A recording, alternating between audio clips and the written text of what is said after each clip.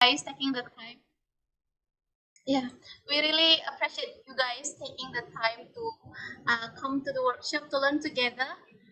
Hopefully, this workshop becomes an interactive space for us to interact and also to learn together as the tutors, because tutors are also lifelong students. So yeah, I think this will serve as an opportunity for us to develop our professional development, and also yeah our identity, or what should I say, our professionalism as tutors, if I can say that. And also I hope through this workshop you guys can have a lot of ideas in presenting fun activities with your students later on, and also you guys can engage with your students better by having a lot of a lot of ideas in your mind about how then you can always give the filler activities that can also engage the students in the classrooms and have a better connection with your students. So yeah, and also with us, so we're not alone in this session, because um, I'm Asas Kamira, I will be the moderator for this tutor workshop, but I'm not alone, because alongside me we have Kak Yuni as well as the moderators. So Kak Yuni, say hi. Hello everyone. Welcome to our tutor workshop. Please enjoy this tutor workshop with Mr. Nandi. And also there is Kak Ana. Hello Kak Ana. Hello everyone. Yeah, please enjoy our tutor workshop tonight. Okay, and also we are wonderfully joined by our amazing trainer, Mr. Ferdinand. Say hi, Ferdinand. Mr. Ferdinand, probably you can say a few words about you to the tutors. Hello everyone, salamat malam. Oh, thank you. Selamat malam. Selamat malam. I hope you learn some new ideas after the workshop and add to your confidence in teaching others with English. Yeah. So Mr. Ferdinand is from the Philippines, and he is also currently working as a lecturer. Is that correct? Yeah. Yes. So yeah, he's an expert in the teachers professional development program. And also we have Miss Maya as the representative of of the organization. Say hi, Miss Maya.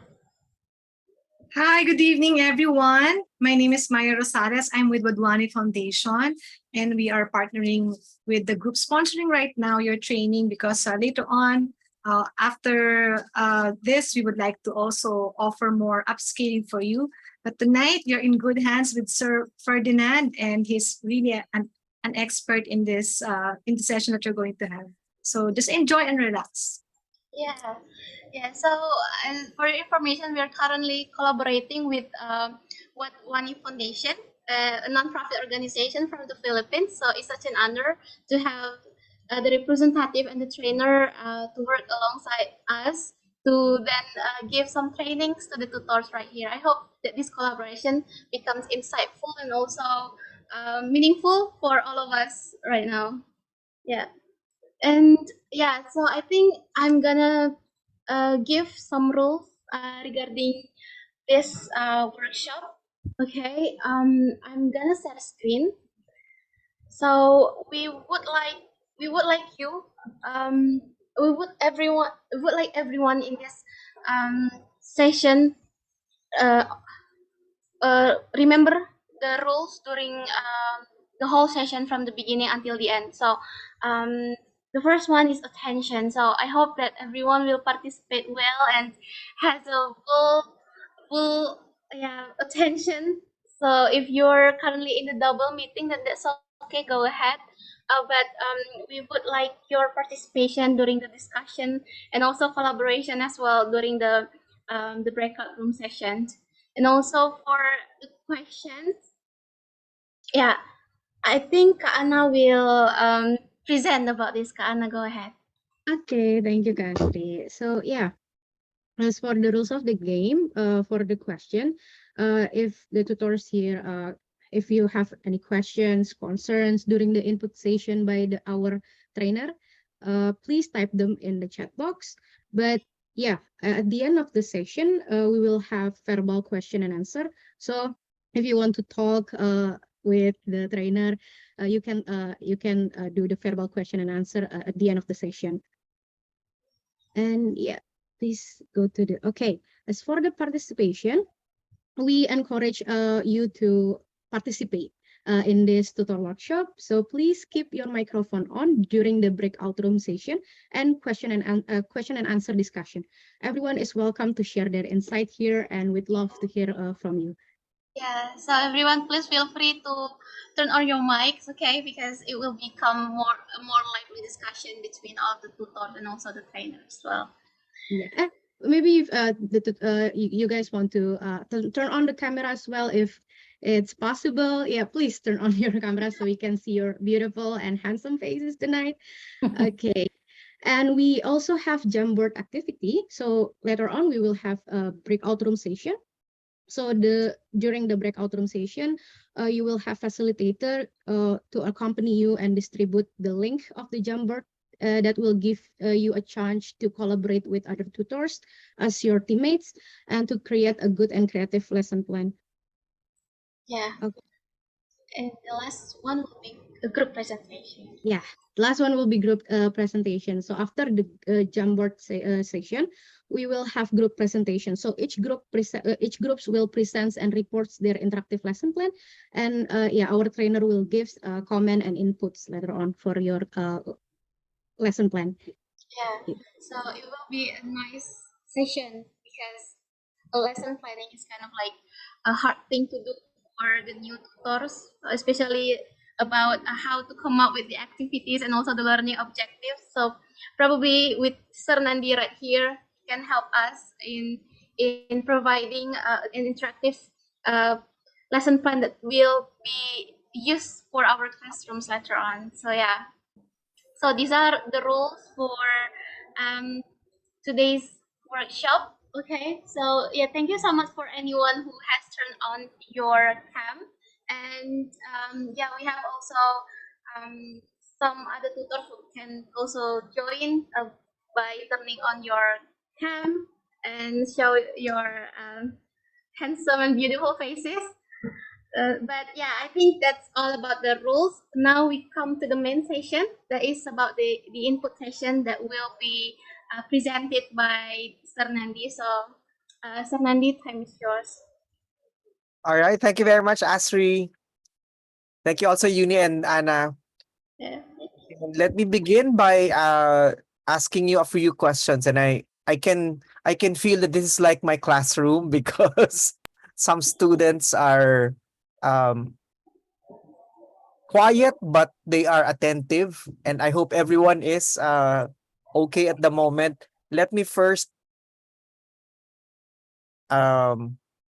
if I may request Uni or Anna to copy paste the link. The link. I will let me just share my screen also to the first poll.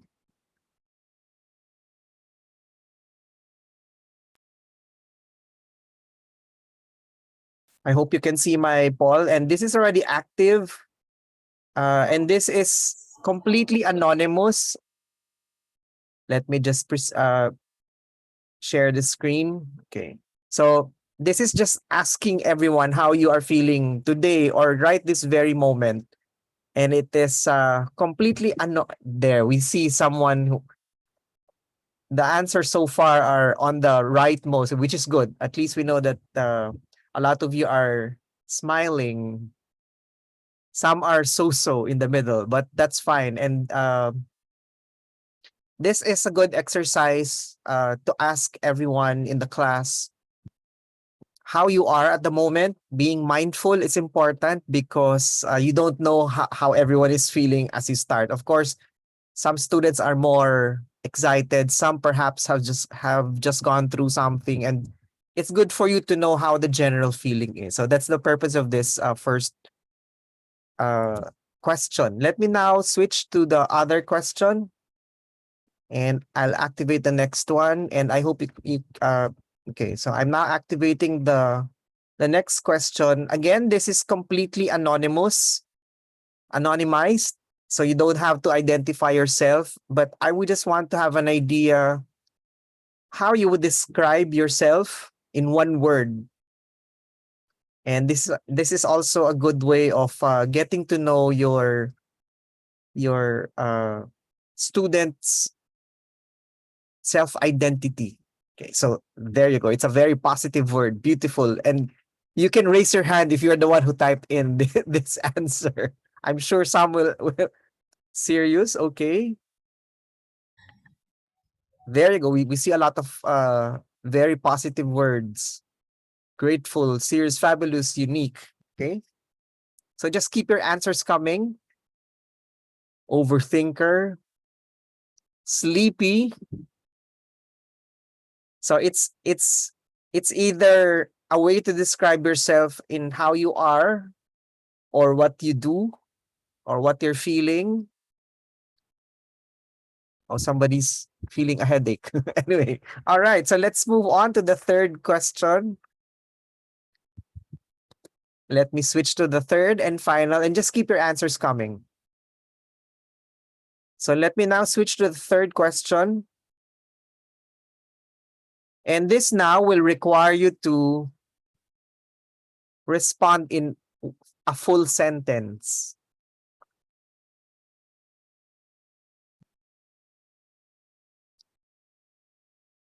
So far we have not gotten an, there you go. Okay, so I hope the other responses will be in full sentences. There you go. I hope to meet after this session. Okay. Getting to know new teaching method, public speaking. Okay.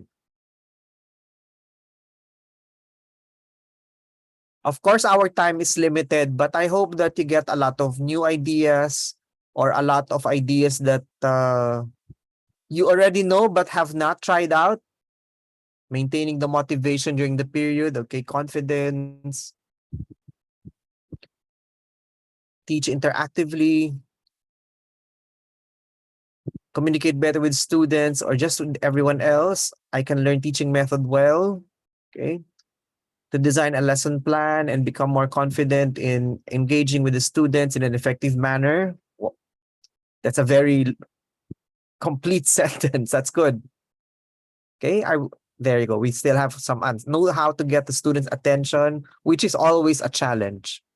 Ideas effective apps that can be used to teach.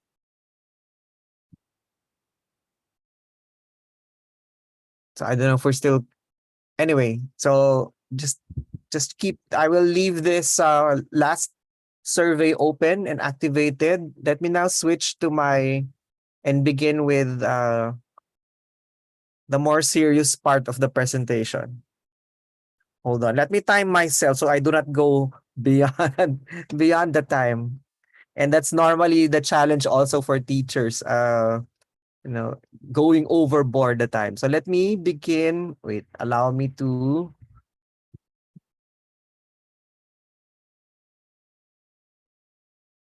Okay. So I hope you wait, let me just make sure. Let me just make sure that my share sound is on because I have a few videos uh towards the end. All right. So again, I welcome to how to create an interactive classroom, lesson plan, and fun activity ideas. This was the topic assigned to me for tonight, and I hope that I live up to the topic assigned. And I'd like to share what I know based on my years of experience. And of course, you can simply call me Nandi because my full name is quite long, Ferdinand de la Paz. It's a Spanish word because we of our Spanish heritage. But a lot of my friends and my colleagues has been calling me Nandi for a lot for a long time now. And just to introduce myself very quickly, I I I still feel a bit cringy with the word expert. So I do not claim to be an expert. perhaps I will just draw inspiration from my years of being a teacher. But I actually have been teaching college students, particularly architecture students. I am an architect by profession, but I have been teaching in architecture schools for the past 25 years. And perhaps some of you have not been born yet, but over time I was able to develop different skill sets and gained a lot of experiences transitioning from um, the time when the digital technology was still evolving and developing. And I'd like to share with you things I know also based on how I have interacted with a lot of students over the years, and they have changed. I'm telling you, they have changed. I also enjoy teaching kids. I have a 10-year-old niece, and it's very difficult to teach their age now because they know so much more than I do. And it's a good thing that I have experiences with a wide range. I also am teaching right now or guiding actually uh, fellow faculty in the La Salle College of St. Benilde who is already 80 plus years old. She's still teaching because she is an expert, but she's struggling with the use of the computer and of technology, but she has the drive and the passion to use it. So, it's a nice interaction with any age, and at whatever age you are in, um, and even if it's your first time to teach, your decision to become a good teacher starts now. Okay, so what would the presentation cover? The subtopics for this presentation would include the following, but we would mainly focus on lesson planning. But at the same time, exploring ideas on how to um, think of or identify and integrate fun and interactive activities in your lesson plans or in your actual classes.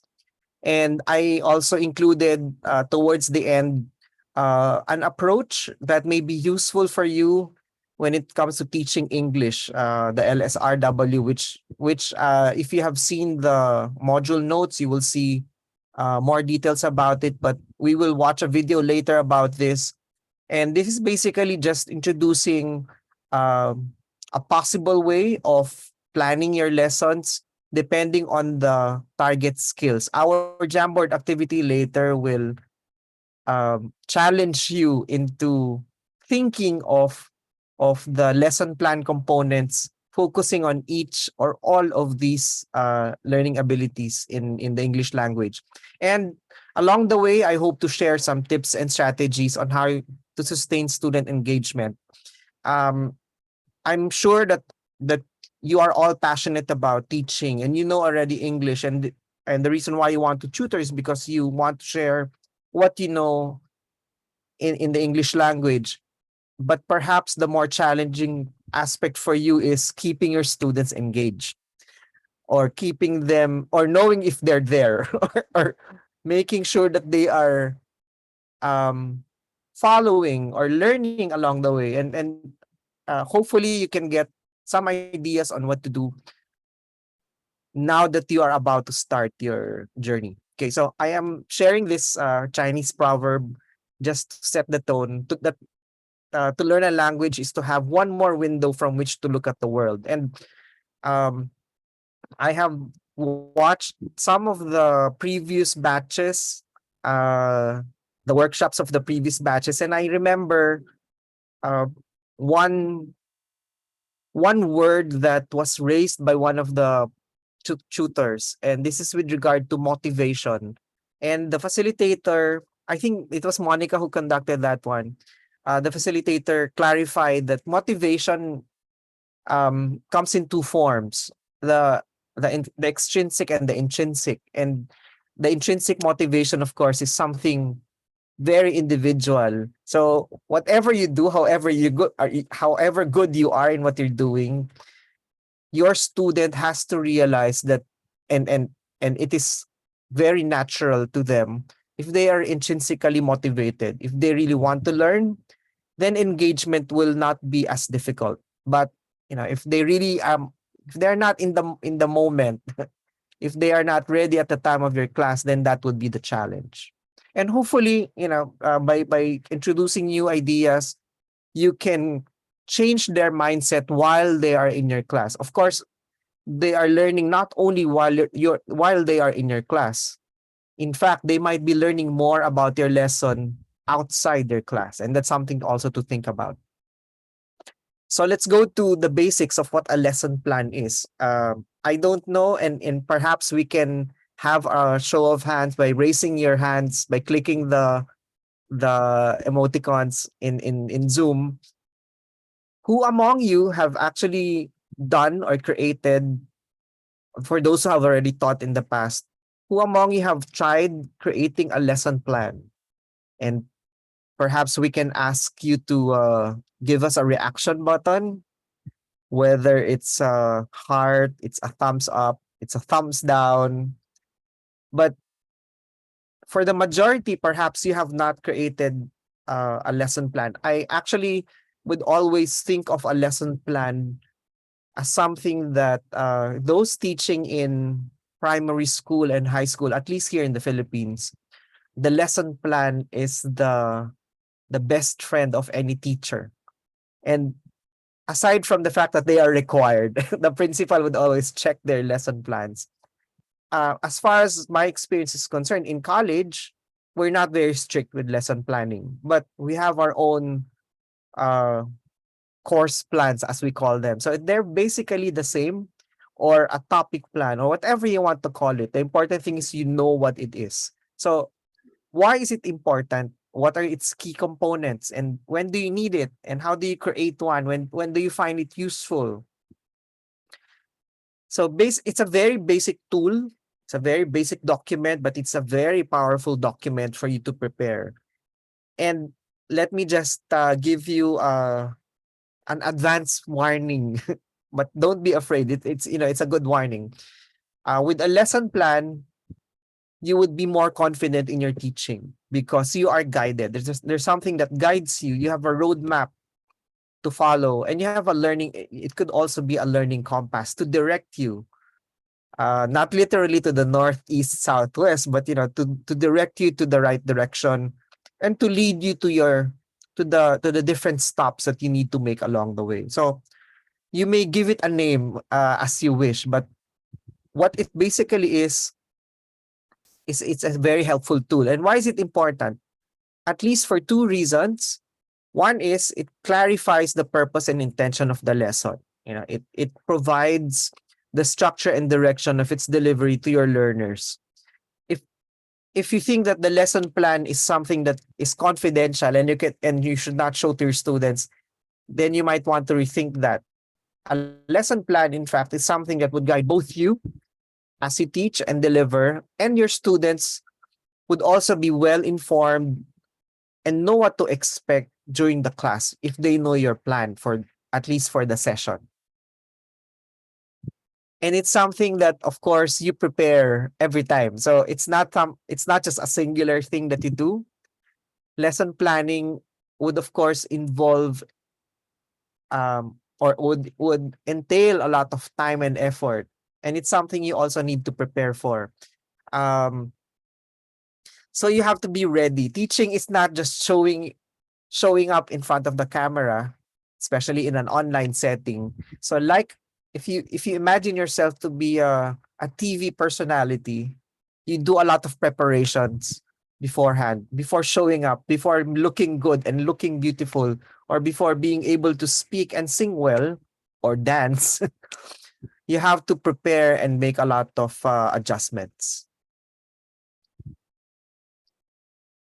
Also, it is important because it helps in the development of strategies so that you could obtain feedback on actual learning from your learners. A lesson plan, the ultimate goal of a lesson plan is to lead one from the absorption of knowledge into producing output that could be measured. And of course, at the end of the day, your basic question to them would be, did you learn anything today? Or did you learn anything from this session? And it's something that that would tell you that your lesson plan worked.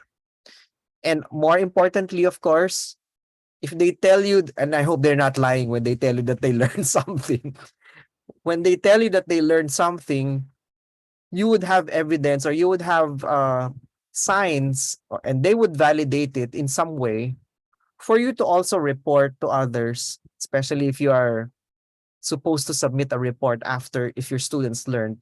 The lesson plan would of course be your checklist as well. Now, there are basically three components of a lesson plan, and I simplified it. If you do a little bit of research about lesson planning, a lot of resources would come out, and there are a lot of parts, but there are three key components, and I actually just used the short names so that it's easier to remember. You don't have to sing lo la la, but it's easier to remember, right? So learning objectives is the law, the first law, the first, and then followed by learning activities. Similarly, the second law is learning assessment, but you can probably remember it by singing it if you want to. And this is also the component, these are also the components that you will be encountering later in the Jamboard activity. And we'll go through each one of them in the succeeding slide. So if you have access to your module notes now, you can go along with that, or perhaps you can do the serious reading of the notes later on. You can probably just focus on listening now. Again, this particular slide deck would have very simple graphics, very simple statements. I don't want to flood you with very heavy text in the slides. Anyway, I'm sure and I hope that you will do your own further reading after this and get to know more about what a lesson plan is before you actually do it. But these already are the essentials that you need to know. As far as learning objectives are concerned, hold on, let me just, all right, there you go. As far as learning objectives are concerned, it basically would ask you to reflect on what the learner should know, or what will the learner know and be able to do after the learning experience. So when you set an objective, it is always directed towards what you are aiming, what your learners or students should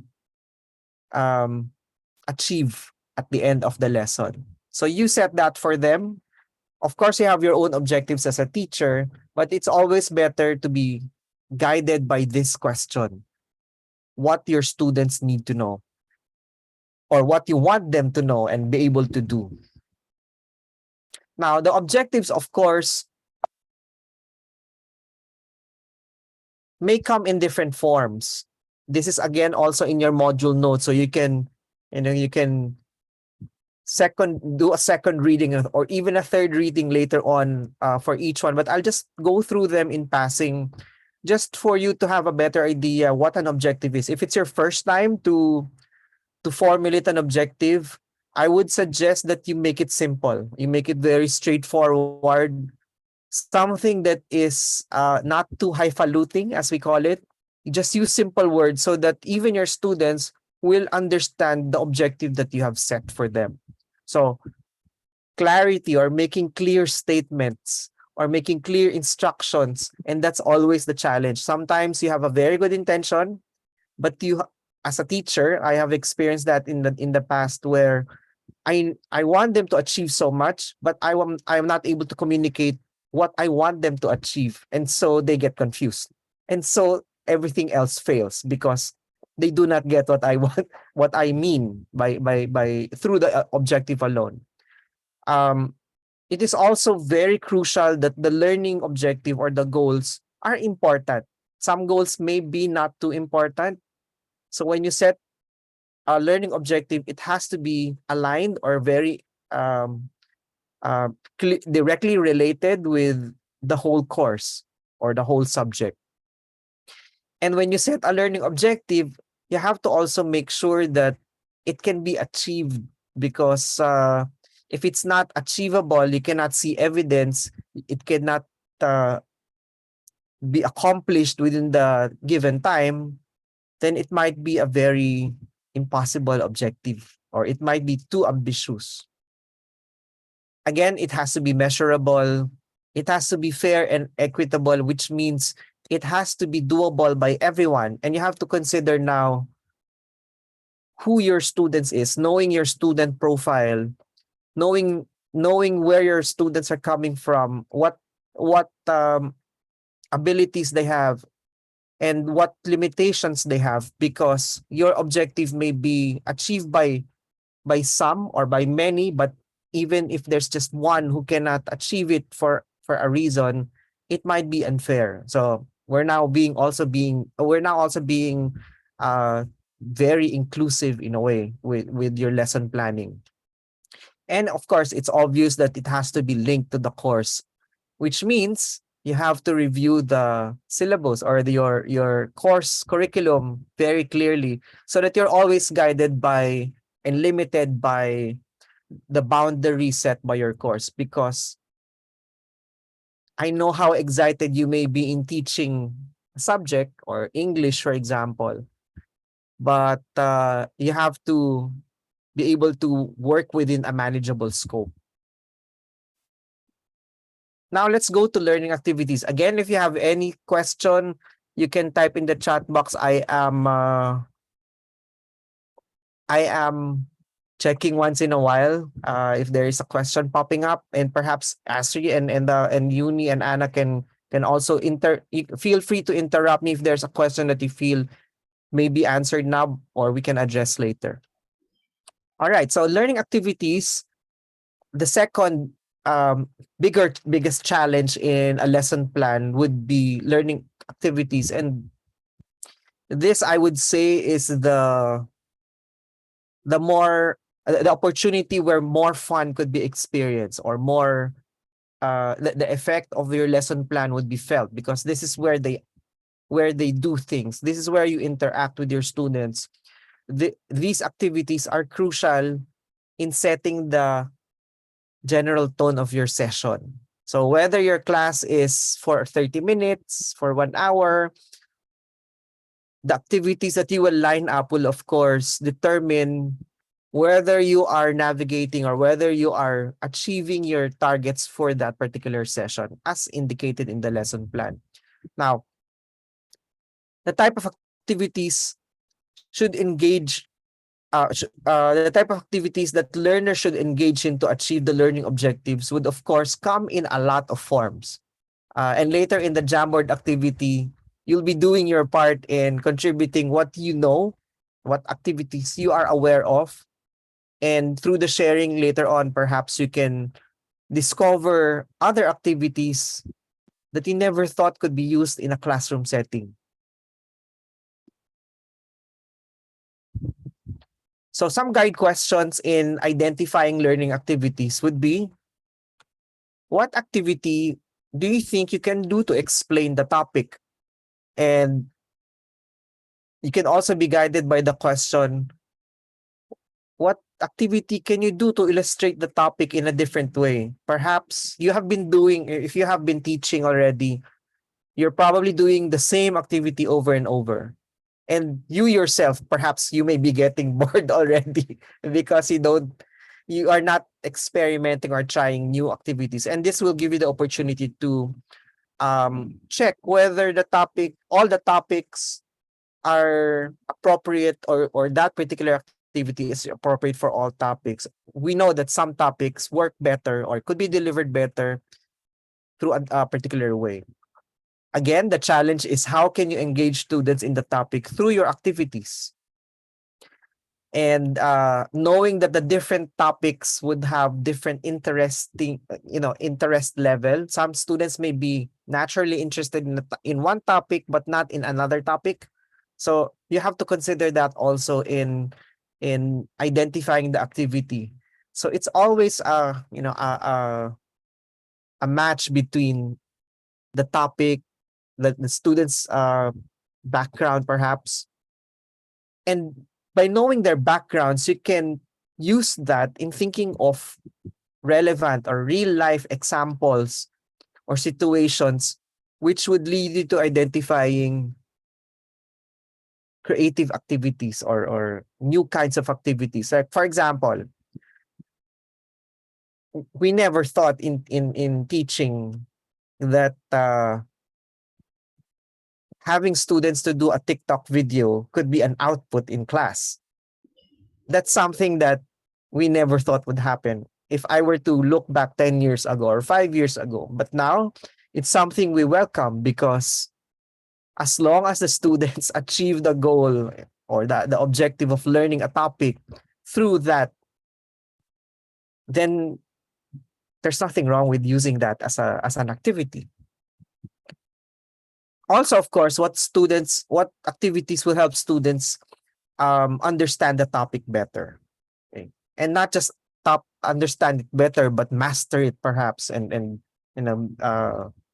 learn it very well. So the following slides will give you some types of activities and the corresponding learning activity. So this is all in your module notes if you want to go back to them later on, especially with the specific description. But I'll just go through them in passing so that we can identify quickly, very briefly, what the different examples of learning activities could be. So if your intention, or the type of activity that you want to have involves the students to interact with the particular content, then you can perhaps have a lecture or a quiz, or a student would be asked to do a presentation.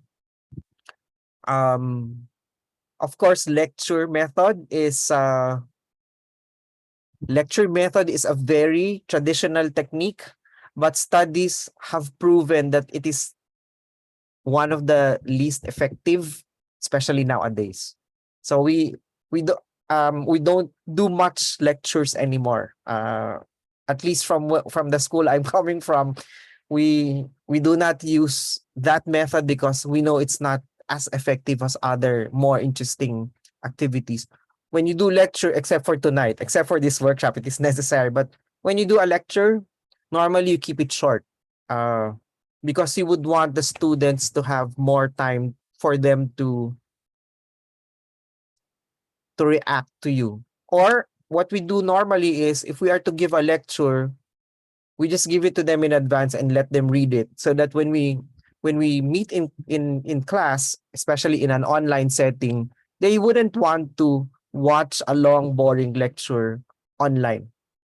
They would rather be seen and interact. So that's a tip for online classes nowadays. Don't do long lectures. Let them talk and interact more. So this one, on the other hand, is just focusing on interaction with content, not yet with another person. We'll get to that in a while. Could also think of activities that would make them interact with a digital content, especially with the technology available to us. It could come in the form of a game, and later we will have one. I promise that you'll have fun in that particular game. Or you could have them do a simulation. And this may not be doable if you think that this is not doable in an online setting, you can try it. They can still do it as long as it is interesting. Now, if your activity would involve students interacting with others, this is where the exciting activities may come in the form of debates, in the form of discussions, in the form of feedback, or even if you simply bring in a speaker or a guest who will talk about the topic and help you deliver the message to your students. Of course, it's interesting also if the topic would be spoken by a real expert. This of course would apply to courses in science, perhaps, or if you're talking about celebrities or art, you can bring in the artist to talk about it directly. You could also think of an activity that would involve problem solving and critical thinking. Of course, critical thinking is one of the necessary skills of the future, or the present and the future. alongside creativity, alongside collaboration. And you may think of activities that would allow them to do concept maps or real world projects. This may not be easy to develop for English language, but I think it could always work because the use of any language could be applied in any discipline. Lastly, and I think this will work well for developing writing skills, you could actually do it yourself also to hone your skill in writing. May I again have a show of hands? If you could give me an emotic, a reaction button.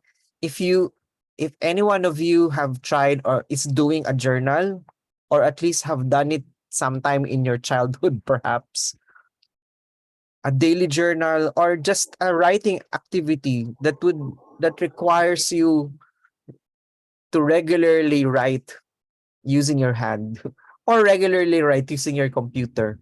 It really is not a big deal. But the important thing here is you are writing, you're composing statements, and this will develop writing skills in learning the English language. English has been my favorite subject since I was in elementary. So while I'm an architect by profession, I teach business courses in the architecture degree program at the college level. English communication is very crucial because it's something that is important for any course. And writing would of course develop your ability to communicate and express faster. You may be a good speaker, but it doesn't necessarily follow that you're a good writer. Or you may be a good writer, but if you are shy and not confident, then perhaps you do not have the same skill in speaking. So looking at the four, and we will look into those four again later, the listening, speaking, reading, and writing, they would always go hand in hand. But developing one skill over the other would depend now on whether that is what's needed. So if you are to let's say use the English language, the proficiency of the English language for a test or for an interview, then those would require two different skills already. One, the test would be written, especially if there's an essay question, or if the interview would involve both an a verbal interview, and to fill out an application form with essay questions, then it will require both skills. On the other hand, the listening part may come in if you are thrown in a question by your interviewing panel. You're good at speaking, you're good at writing, but you're very poor in listening. Then again, you may not have the chance to even be considered a finalist or a candidate because you are not understanding very well. Your comprehension skill may be very poor simply because you cannot understand if someone speaks too fast. So if for example, I speak this fast, can you understand me? If I ask you to write down everything that I say, even if I speak this fast, can you do it? So, listening is also a skill. And to some, that is the most important skill. Reading is like listening because it's like absorbing the message as it is written in black and white. Okay, so lastly, the learning assessment would of course require you to consider different ways of measuring how the learner demonstrates and practices the knowledge and skills gained. It is not simply just giving a quiz or giving them a score for an. Sometimes you cannot even measure by way of a number. But there are decisions that you need to make about learning assessment. One, when you assess them, would you assess them based on formative and or summative? And I will just leave you to read more about the two forms, the formative and summative assessments. But commonly, if you are to assess a student for any activity, whether it's for an assignment or for a project or for a reflection paper, it's best to use rubrics. And rubrics, even if it's a new term to you, it simply is a criteria. It's like you rating the food that you're eating, or you rating the service of a hotel. So it's a criteria. It's also like you judging a contestant in a singing contest. It's a criteria with different scales and showing that you are fair in rating and in grading. And a lot of students now are very grade conscious. They would want to know how they got the score. And if it's based on our rubrics, they know that it is very objective, not subjective. So there are no favorites. It is fair. You can justify if they question. Assessment is not only done by the teacher. It could also be done by the individual learner or the student, and or by a peer. And perhaps you can do an averaging. So you could get inputs from your students' self-assessment. How do they think they did in the activity using the same rubrics? So you may score them using the rubrics. You may ask them to judge their own performance, and a peer one of their classmates perhaps can do, and then average it. Sometimes they are more strict with themselves. So it makes your assessment a lot easier also. Now, this applies if you have a score to hit or a grading system to follow at the end, or whether you don't need a numerical grade at the end. In terms of feedback, of course, it is crucial because this is a way for you to assess literally if the learning objective was achieved. And one thing I got also from the previous batch of workshop, I think that was the batch 5. There was a question and there was a discussion on whether the feedback was necessary instantly or it was intentional on the part of the teacher to give the feedback much later on. And that's, a skill that the teacher should develop. Do you give feedback every time? Or if you give feedback now and correct the students' errors every time, do you think they will continue speaking or doing the thing? If on the very first time that you give the instant feedback, they already got offended or they did not understand it because you interrupted them, then it's a decision you need to make. Perhaps feedback should be thought of more carefully. Whenever you give it, whether it's instant or delayed, it has to be very effective, of course. And the intention is very positive. It's not to tell the student that you're always wrong, but that they can always improve on things. So, it should be encouraging and very positive also. Now, when do you need a lesson plan? A lesson plan is useful, of course, before the session, during the session, and after the session. Before the session, this is where you identify the key elements. It, of course, guides you also in the timeline and in ending your lesson properly, because your lesson now would be the take-off point of your next lesson, and your lesson now would connect with the previous lesson. So you have to make sure that your lesson for today will start and end accordingly. During the session, if you share your lesson plan to your student, this will guide them. They would have an idea what to expect. If you have a surprise activity, then put it there, surprise activity. And after the session, this is what you use to evaluate and assess whether you were able to achieve all and whether you were able to meet the objectives. So quickly, I'm just sharing this. This is well explained in the module. I will not go through these items in detail anymore because I might run out of time. But I'd like to introduce this as a general approach, as a good way to understand the different stages that one goes through in making sure that education the lesson is delivered. The 9 events of instruction, something you can read on in the notes. Okay. This also is in the handout, but just to go through it very quickly, this talks about having a realistic timeline. Like, I am experiencing now panic with you because I only planned out to deliver this in 45 minutes, and there's so much to say and there's so much to deliver. But one, you have to be flexible, but at the same time, you have to make sure you achieve all your set activities. And planning in advance would help you achieve your whole lesson plan. It would also help you reflect on the next time you carry out the same lesson. Are there things that I can take out because it's too much for one lesson? And making learning activities more fun and interactive.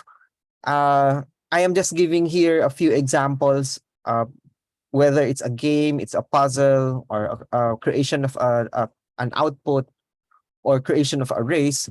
The decision would now depend on whether that's appropriate, whether that is effective, and whether that's really fun. Perhaps it's fun to you, but it's not fun to them. So, yeah. And the best way to identify fun activities would be to ask them. You do a survey what fun activities they think they would enjoy in order to be more motivated. So it's not only knowing very well or having the hard skills of knowing English perfectly and being able to teach the subject, but how you teach it would be more crucial. It's not just giving a lot of activities at the end, but knowing carefully how that particular lesson could be learned more effectively. So even if you just have 1 or 2 activities, but they are effective, that's still better than having too many activities, but they're confused at the end. So what did we achieve today? It's really a big decision. So do not be misled by the idea of having too many activities in one lesson, especially if the attention span of students are short.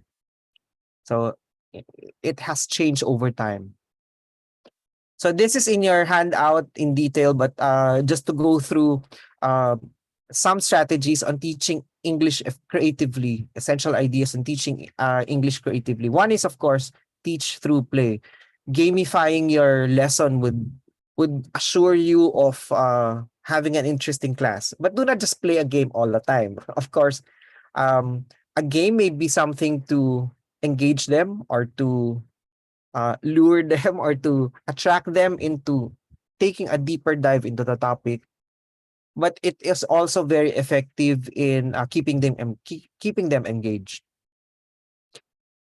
Now, I don't know how much you are, how much access you have about your students' knowledge, about your students' background, but it is important and effective to know their background so you could incorporate them in your lesson. So if you know that they come from a particular place or from a particular background, then you can take off from that as an idea for a possible activity.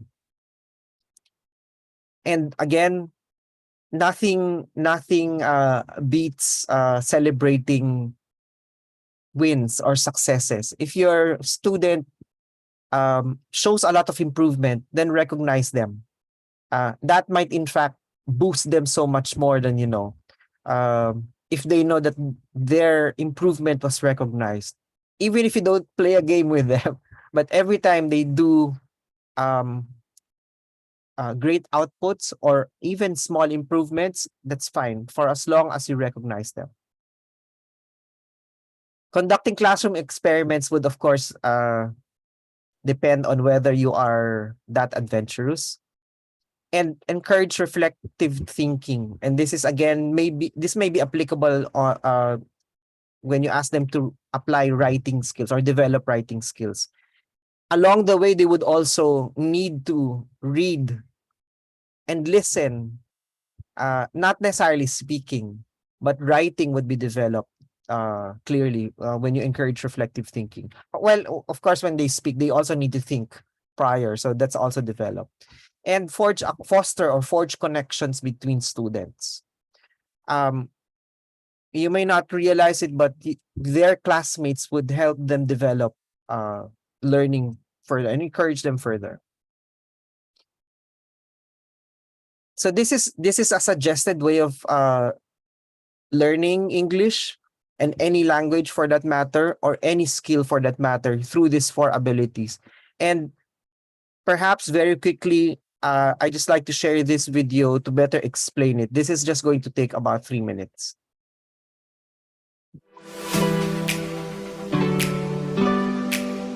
It's an age-old saying. When in doubt, get back to basics, and that is exactly what we have to get back to. The basics of learning.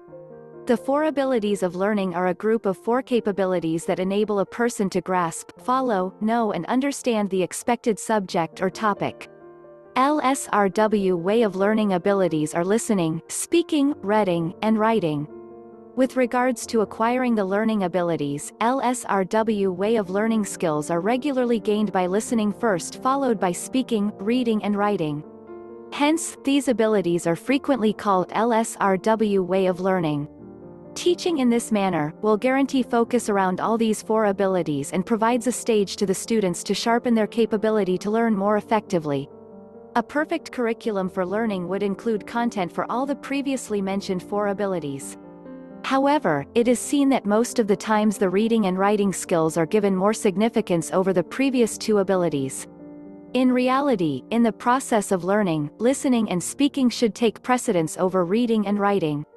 The advantages of normally learning any subject topic can be upgraded incredibly when the LSRW method is practiced in the same sequence as listed. Listening. Listening is the primary learning skill. It is what is known as a responsive ability, or a latent skill, as it expects us to utilize our ears and our minds to understand, as it is being told or addressed to us. It is the first of two normal learning skills. Listening is the capacity to precisely acquire and translate the significance in the communication process. Speaking. Speaking is the communication medium of learning orally. To talk, we make sounds utilizing numerous pieces of our body, including the lungs, vocal tract, vocal lines, tongue, teeth and lips. Speaking is the second of the four learning skills. Speaking is normally the second expertise that we learn. Speaking or talking means to communicate, or expressing one's thoughts and feelings in a spoken language. Reading. One of the primary things you find out about reading is that there are diverse reading strategies, and the students ought to know about which procedure is most fit, as required for the reading effort required by the content or by their teacher. Preparing the students to know their reading methods and derive when best to apply them is in reality significant, particularly under test conditions when opportunity limitations become possibly the most important factor, and choices should be made relying upon time accessibility and the significance of the outcome that needs to be achieved. The four fundamental kinds of reading practices are the as under: skimming, scanning, intensive, extensive. Writing. Writing is the fourth language expertise we may gain in our learning.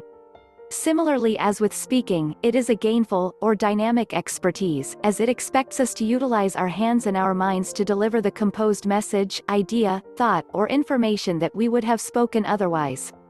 Writing abilities might be improved by giving activities on piece and exploratory writing. Students ought to be taught and urged to compose, arrange and organize their thoughts on a given subject or topic. The significance of sequencing their thought process ought to be appeared so as to acquire cohesiveness, completeness and accurateness in their writing. To know more, please visit our website, www.acumentiday.in. Okay. Let me let me skip that part. Anyway, this is in the references. So just to acknowledge the references, I got the ideas from at least 3 sources. While the first one is a serious source, Singapore Management University Center for Teaching Excellence, they have a very good website which provides a lot of tips on teaching excellence, which is applicable to any topic. The second one came from the website fluentu.com on teaching English teaching activities. And the last one on Acumen Today. But there are so many other references, and I encourage you to do your own further research as well. Now, just to give a bonus source of tips on how to plan for your LSRW or English teaching, you can use this reference, and I'm just going to play the introduction video, which is just a couple of minutes.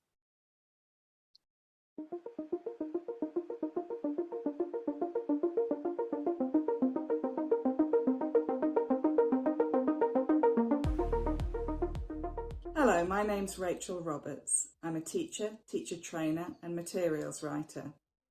I've been working in ELT for over 30 years now, both here in the UK and abroad. I've always believed that teaching is about understanding our students and what they need as well as we possibly can. That means we can support and challenge them in just the right ways. My interest in differentiation really started about 12 years ago. I was training teachers who were teaching English to groups of learners in the community in the UK. These groups of learners came together because they had things in common. For example, they might have children of the same age, or they might live in the same area, but they weren't grouped together because of their level of English. This meant that within the same class, there were students at A1 or beginner level and students at C1 or advanced level. It was an incredibly challenging situation for their teachers, especially as many of these teachers had not had much training before. Through helping these teachers, I learned a lot about the most effective ways to teach groups of learners where the difference in level was very noticeable. It also reminded me that even when the level of the students is more or less the same, that still doesn't mean that they will all learn in the same way or at the same rate. In this series, I'd like to share my experience as a teacher, teacher trainer and materials writer, and give you some practical ideas you can use to motivate your learners in your classroom. I'm going to start by looking at how we can use differentiation to create a positive learning experience and the importance of encouraging a growth mindset and a sense of community within the class. The third video will look at how we can use group and pair work to provide learners with the support they need. I'll look at some possible problems with group work too, and how to overcome these. In the fourth video, I'll look at how we can teach from the front of the class in a more differentiation-friendly way. Finally, in the fifth and sixth videos, I'm going to look at some practical techniques and strategies when teaching first reading and listening, and then speaking and writing. I hope you enjoy this series and enjoy putting some new ideas into practice in your classroom.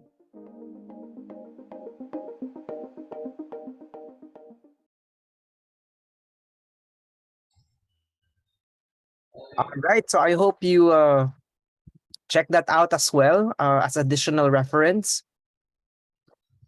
And let me now ask you a question if you are in for a game, just to wake everyone up. Yeah, sir, we have several questions in the chat box. I think the tutor is very interested at knowing some examples of how to do the learning objectives and also some examples of like some kind of like websites that you use at the beginning to engage the students as well. So yeah, I think we can just go through the questions first. Okay. First one, Prospect is very interested at knowing how to make it some learning objective along with the idea as well. They asked about what is the difference between big objectives and also small objectives, and does it have to be the same for each type of class, like conversational class style, TOEFL? Okay, let me just answer that quickly. The difference, that's an interesting question, the big and the small objective. Of course, if you are teaching a particular subject or a particular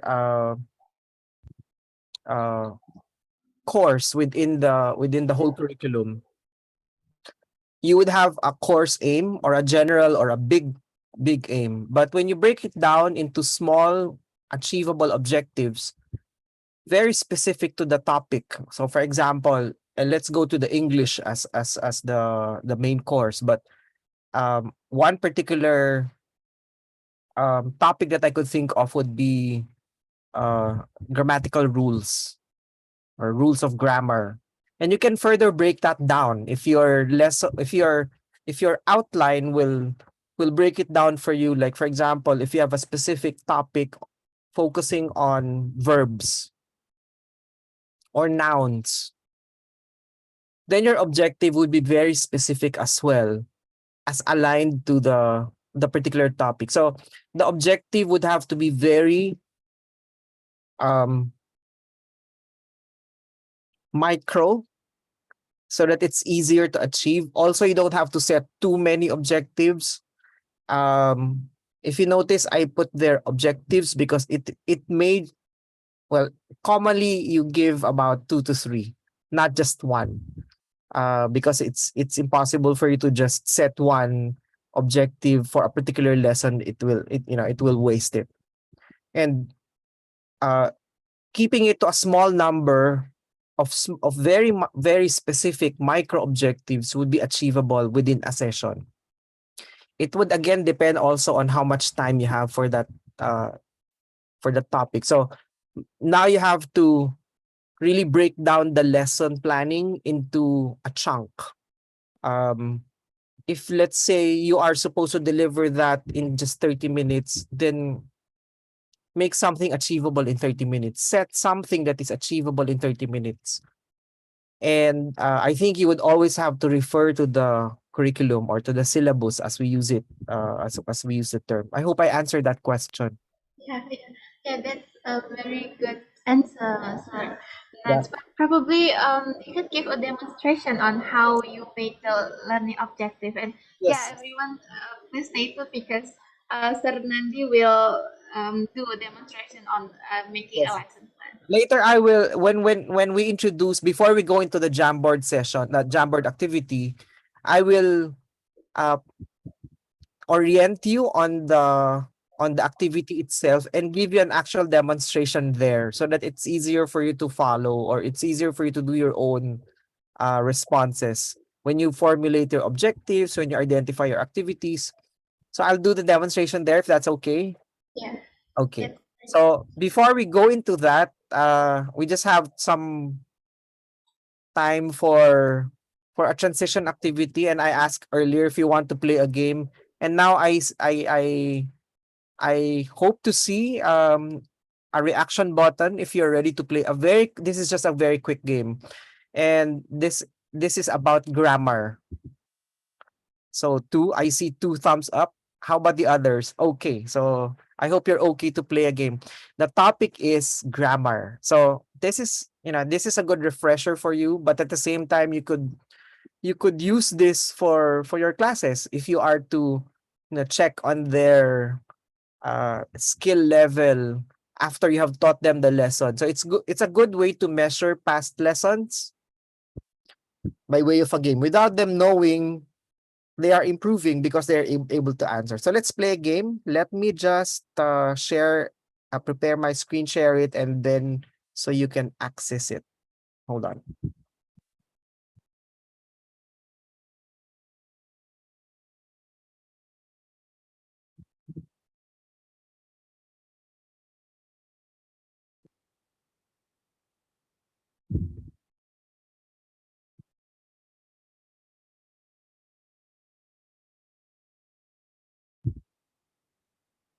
Okay, let me now share my screen. Sorry for the delay. Share screen, share sound because there's sound for this game. Oh, hold on. I clicked the wrong.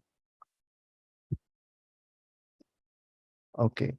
So this is much like Kahoot. So you can actually just search for or type in joinmyquiz.com and then enter the game code. And in a while, and you can assign yourself a code name. So I'm waiting now for participants to join in. Enter the game code 030612. So we can start as soon as participants come in. Are we able to access, Asri? So Nandi, is the link in the workshop plan that you have Yes. shared workable? Okay. Yes, but you can also just simply type in joinmyquiz.com. There you go. We already have 3. Again, you can have a secret name for now. So we wouldn't know that you're the one leading. So this is just a quick game. Each question will be focused for about 20 seconds on the average. So within a matter of 4 to 5, done within a matter of 4 to 5 minutes. So we now have 12 players and we're waiting for the others to join in before we start the fun game.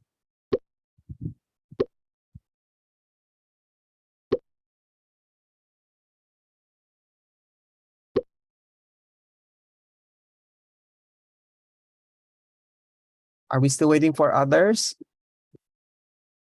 Let's give a few more seconds for the others to come in. Perhaps they're still logging in. Yeah. Everyone, please, you can join in. And we have all the names right here. Yes, let's play. Even Maya. Maya, did you join? Oh, okay. What is your name, Nandi? Not chat, I'll try. Okay. Asri, did you join? How about Uni? Uni, did you join? Yeah.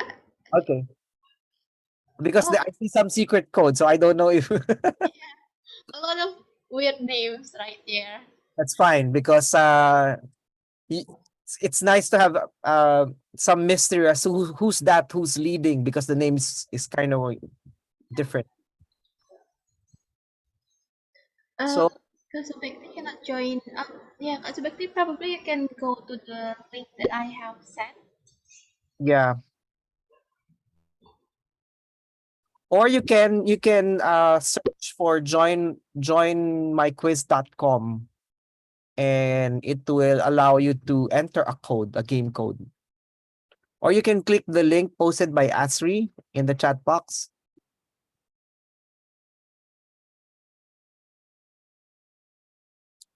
Were you able to join? Are we still waiting for a few more? No, I think it's enough. Okay. All right. So we're good because there's 21. I'm expecting 21. Let's go. Are you ready? Let's start.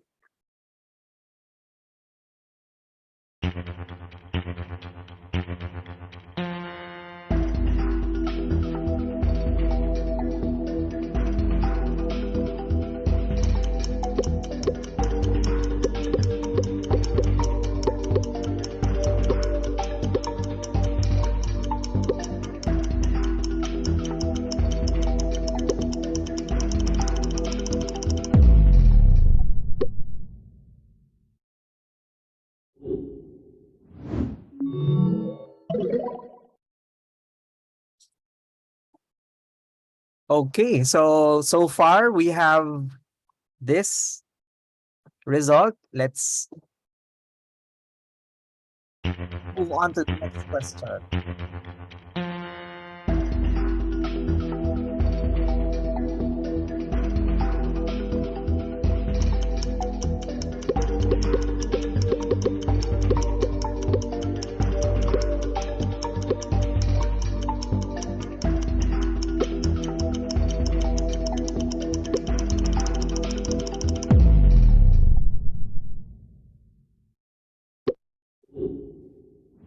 So for our leaderboard, see, it's moving. Okay, we still have a lot of chances. We have 20 questions. So the question was, okay, we still have 18 more questions to go, but this will be very...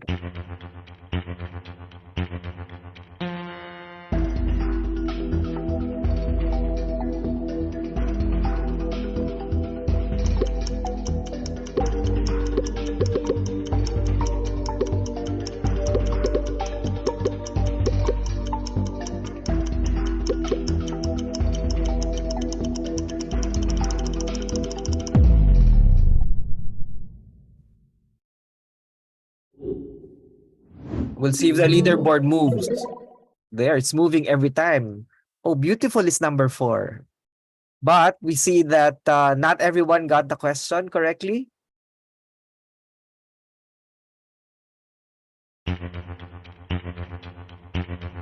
Punctuations are really very difficult, but very interesting.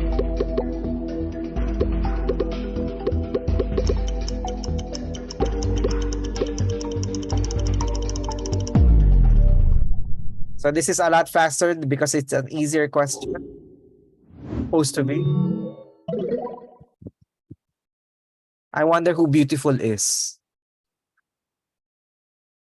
Except for, oh, everyone got this. Congratulations. Or probably one was not able to answer. All right, let's move on.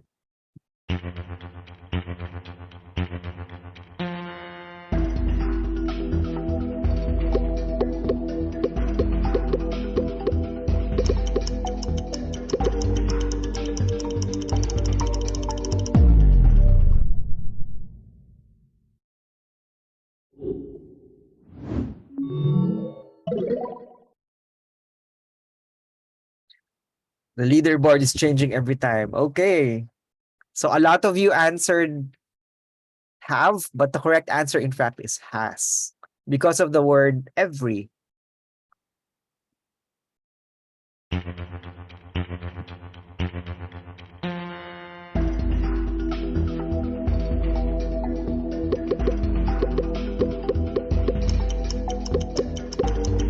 You're getting the hang of it because everyone's answering a lot faster now.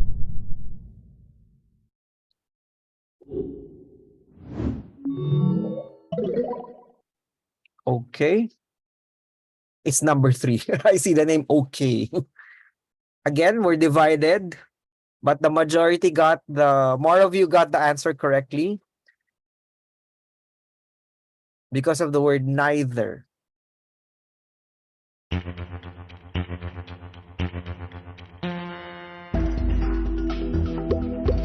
So you now know the clue.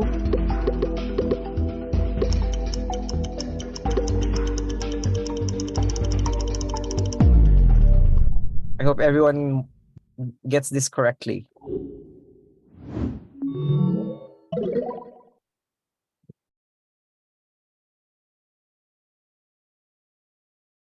So again, the clue there, the context clue there is the word every, which is singular.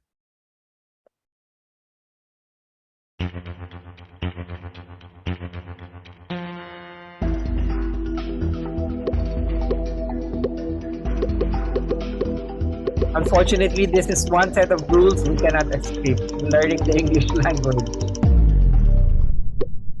And it should be fun, studying grammar.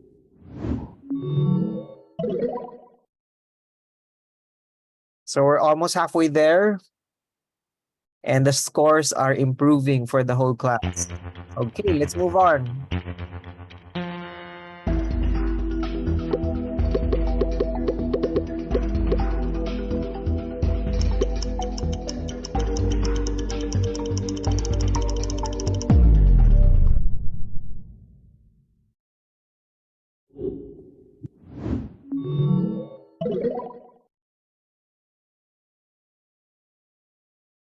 Okay, let's move on.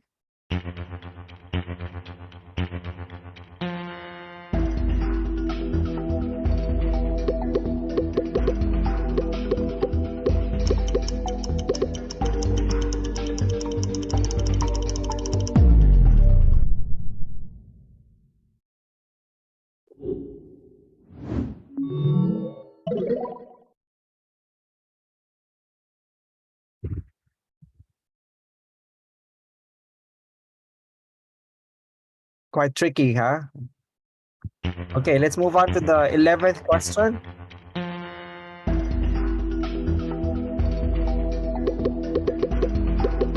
You see your name on the leaderboard?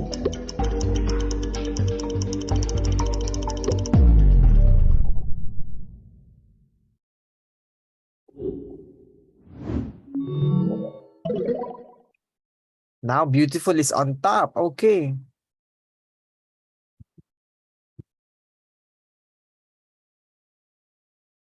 So that's a matter of vocabulary.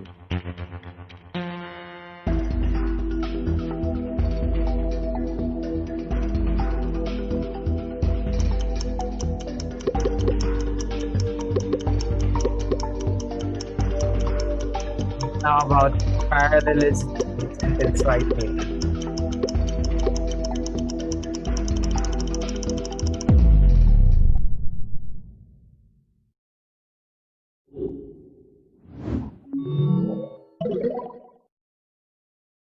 The top three maintaining their lead. Okay, so the majority got this correctly. That's good.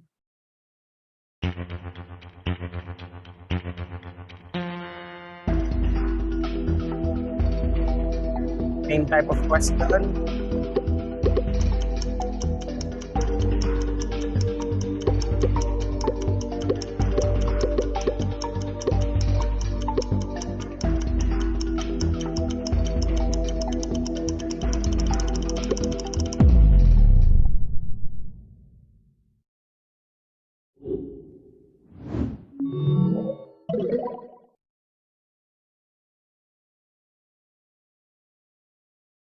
The majority got that too. So let's move on to the 14th question.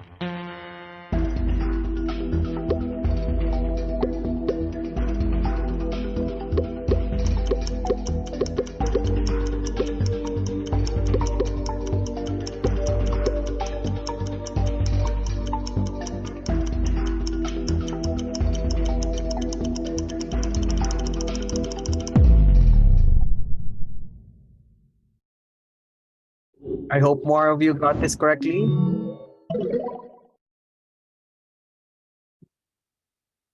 Yes, a lot of you got this correctly. That's good.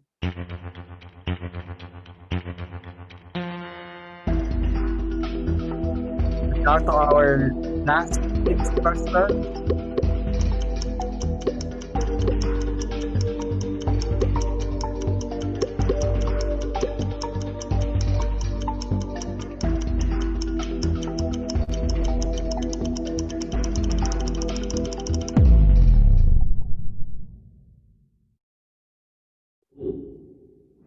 Is beautiful still on top? Yes. And empty is going back on the top three.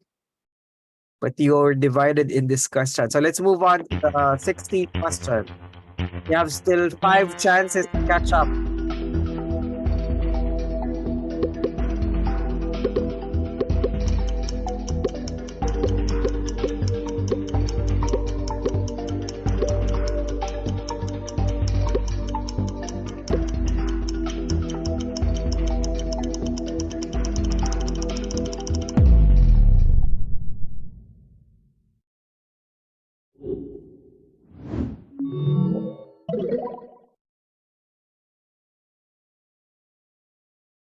Unfortunately, more of you did not get this correctly, but there's still a lot of chances. We still have 4 more. So we're on the 17th question now.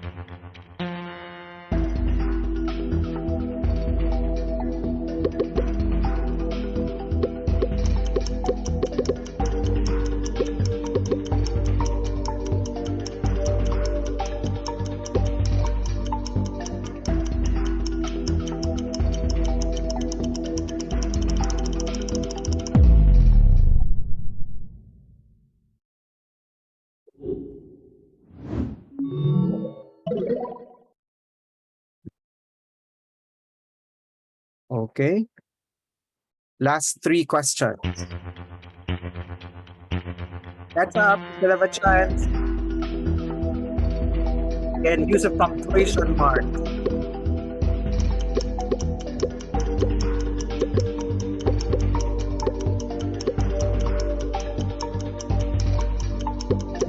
So this is very crucial in writing, the use of punctuation. Not much in speaking, but in writing.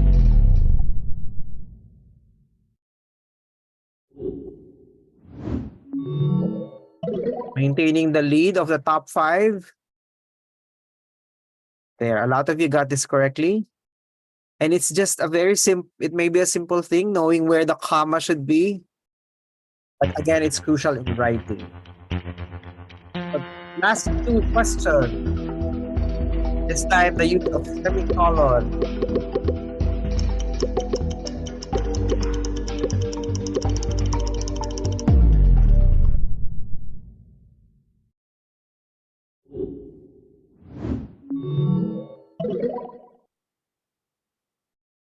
And that got you there. A lot of you, more of you did not get it correctly, but there's one last question, so you could move up the leaderboard. Hopefully, you see your name on the leaderboard.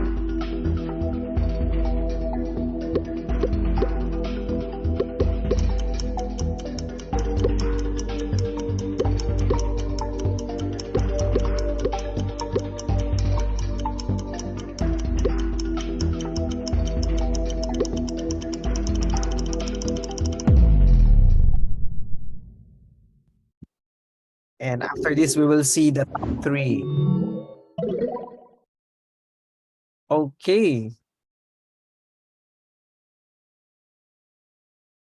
So let's look at the result. Do you want to end the quiz? Yes. So we'll see the results in a while.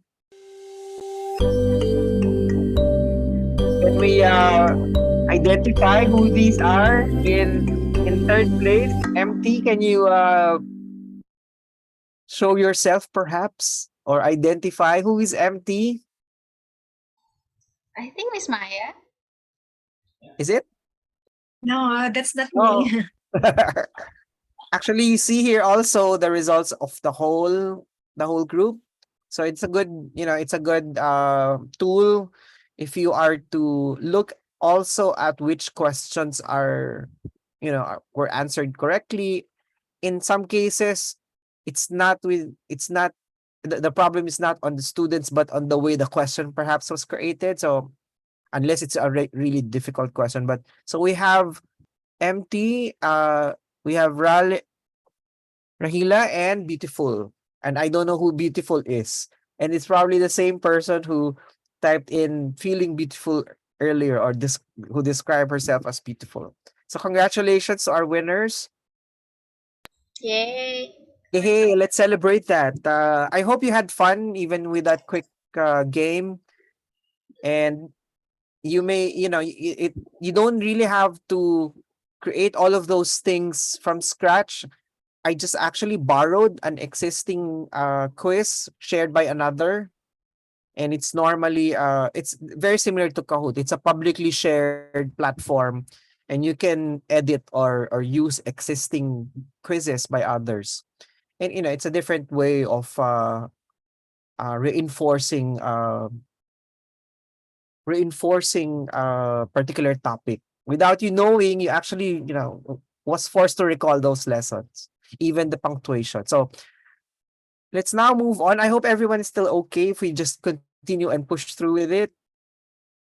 Let me now switch to presenting to you the Jamboard. Before we go into groups, I would want to orient you on that and demonstrate there at the same time as a response to one of the questions. Let me just switch. Hold on. All right.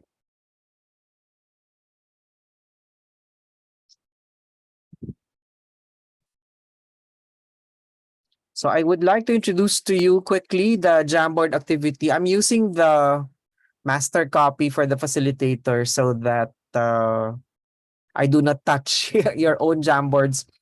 I don't know if I believe Asri will divide you, and perhaps you can announce that in a bit how many groups we will have for this activity. But you will see the same for your group. And I'd like to orient you on what you will find on the slide. So if you have not used Jamboard before, don't be afraid. It's a very easy tool. It's a fun tool to use. It's appropriate for us because we're going to jam. But this activity will hopefully give you a taste of how to do a simple lesson plan. A lesson plan could come in a very formal template, such as a form. But I broke it down into slides using this tool so that you could more importantly understand the components, as we have also seen in the presentation. So this will require you to give in answers for each of the 4 frames or slides. And your group will be given 20 minutes. The facilitators will, of course, guide you along the way. And later in the plenary, when we all go back, one representative or one of your group members will be asked or will be expected to quickly present your outputs. On the average, perhaps a minute for every slide. And all you need to do later is to show what you have come up with. And this would also aim to consider all the 4 English language skills, the listening, speaking, reading, and writing, as represented by the color-coded sticky notes. So if you see, do you see my cursor moving? Yes? Do you see my cursor moving? Yeah, Yes. yeah. Yes. Okay. So if you are to create the sticky notes, and let me now move to the second slide. So later I will be moving, I do Ashley, will you still be assigning me to a particular breakout room? Um, Or can I jump? I think you can just jump to any other. Okay. So when I jump from one room to another, I will just actually quickly look at the frames and see if it's moving, and not disturb you in your work. But when you move to your slide, you can click the upper bar, next frame, so you can quickly identify your members and assign a group name, whatever you want to call your group. Don't spend too much time thinking of the group name, but just call yourself a particular name. Now you will see 4 different frames looking this way, where you see the goal of that, or the topic of that particular frame, and the instruction. So, and this is where I will demonstrate how you can sample out answering these. You'll also see that you have sticky notes available or posted on the rightmost, and you can click each one. Um, you have the option to either click the sticky note tool, which is at the middle, sticky note. When you click this one, I don't know if you're, I'm not sure if you're seeing, are you seeing the sticky note popping out? Yeah, we'll see. Okay. So as a default, the first color that would appear would be the yellow. And if you want to change your answer because it is about the other topics, the other abilities, you can just choose the particular the sticky note color. I believe I only used 4. I did not use the green. I used only the yellow, the blue, the pink, and the orange. And you just type in your answer like so. When you save, it will just appear on your board, and you can just drag it anywhere. You can change its size. If you want, if your answer is quite long, you can, just increase the size so it's visible. But you can delete anytime. Or you may also just click any of the following on the right, duplicate it, and then you can just simply double click and edit. Okay. And then again, save, and then just position it anywhere. Again, we will not be very particular about the positioning. The important thing is we see the 4 colors as a goal for each of the slides. So let me now demonstrate setting a learning objective, and I will do it, give a simple example. So the instruction here is, as you formulate a specific learning objective or learning objectives, because you'll be attempting to provide at least one for each of the 4 learning abilities. You could decide on a topic and choose from either it's a lesson about family heritage, or the topic is about family heritage, about dreams and ambitions. It could be about friendships or childhood memories. And this was suggested by Asri, and thank you, Asri, for the suggestion. For you to have choices on a topic in mind, because it's very difficult to formulate objectives um, without a topic in mind to assign. And again, within the context of English language, if your topic, let's say, is about family heritage, and I'm personally advocating family heritage, if I want to identify an object or formulate an objective, let's say it's about reading, and let me sample it out by duplicating this.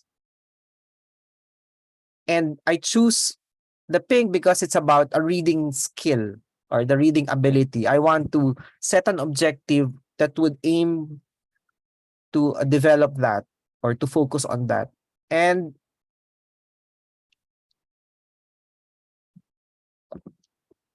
I would set a very simple objective. Let's say, in the notes you will see there a link, a hyperlink giving you a link to Bloom's taxonomy. It's a very common reference that we use in school or in the academe as a major reference in knowing which words, which action words to, or which verbs to use when formulating objectives. What I could think of right now, if it's about family heritage, I would want the students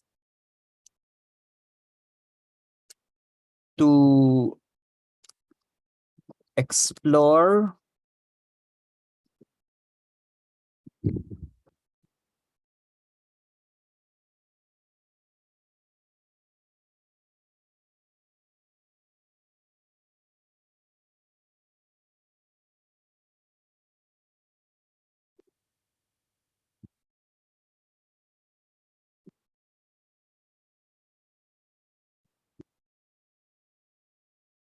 So if I write there simply to explore different family cultures in their community, it might sound too vague because explore is such a big word, or it's not too specific yet. But if I add or insert perhaps to explore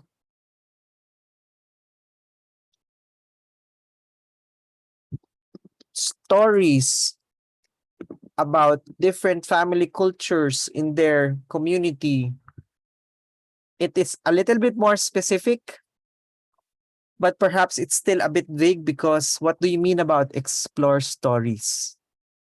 Because of the word explore. So perhaps I will change the word explore into a more achievable adjective, or sorry, verb. So instead of explore, I would simply just um use the very straightforward word discover. And more specifically, even if it's obvious that it is about reading, through reading, sorry, I will position this word at the end. So to discover stories about different family cultures in their community through reading. So do you think this sounds a bit better than the first version, which was simply to explore family cultures? So again, you may not be able to hit it on the first try. And it's something that will also, develop your own skills in being very clear about every word that you put in an objective or in any statement. So you notice that I just had to edit and rethink and decide if I am also clear with my own ideas. I have the opportunity of asking you now if it's clear because you are also teachers, but you don't have that opportunity in your class with your students. You cannot ask your students, do you think my objective is clear? Because that's for you to decide. And it's perhaps you can get opinions from your colleagues or your peers and have a feedback mechanism to make sure that your objectives are clearly set. So that's one example. I hope that that may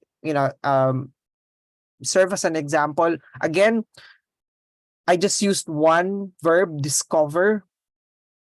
But there are so many verbs available. You can refer to the Bloom's taxonomy later on. For now, I would suggest that you just be very free and use the words that you know and that you are comfortable with. The important thing is you communicate your ideas into an objective statement, and always start it with the word to, because it's an infinitive verb, to plus the verb. It's always that, and then whatever you want to achieve as the second part of the statement. So that should be the common pattern for the objectives. Uh did you get that clearly? I hope that serves as an example. Now let's move on. And since this is the master copy, it's okay for me to leave it there. The second slide will be about learning activities. Again, choosing from any of the 4 topics given, you can think of, it may be connected to the objective that you set in the first slide. It could be a new idea, but this particular frame, the second frame, focuses on learning activities. Earlier, we went through a list of activities. And again, let me give an example. If I were to think of writing skill, to develop writing skill, I will choose the orange. And then, since it's about learning activity, you can be very straightforward with the specific activity, or you could have a brief description. So I would just simply put their reflection. I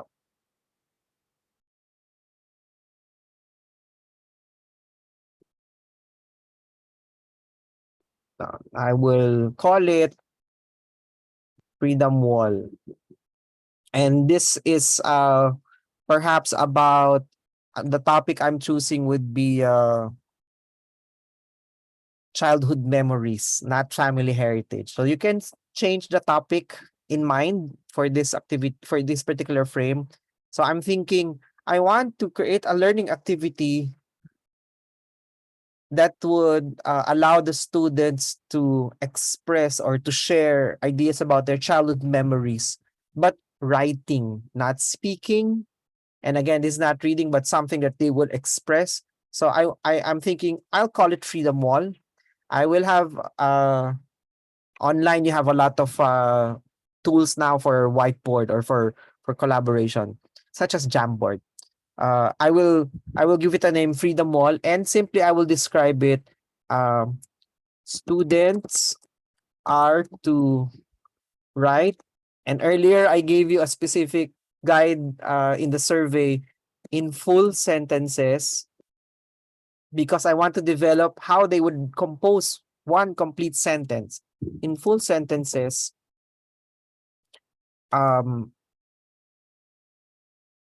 Sorry, instead of write, share on the Freedom Wall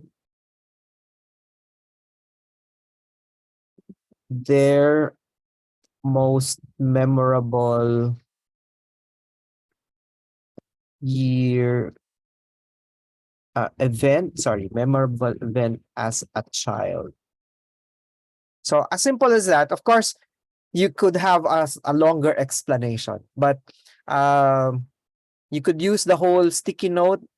So if you notice here, it has a very brief description. You could have a longer explanation perhaps, and just enlarge the sticky note. Again, at the least, we hope to see the 4 different colors of the stickies answered or used, so that you can maximize the activity. The third slide, or the third frame, is about learning assessment. And simply, if you remember the different factors that we went through earlier, you could just write any of, or choose any of the following.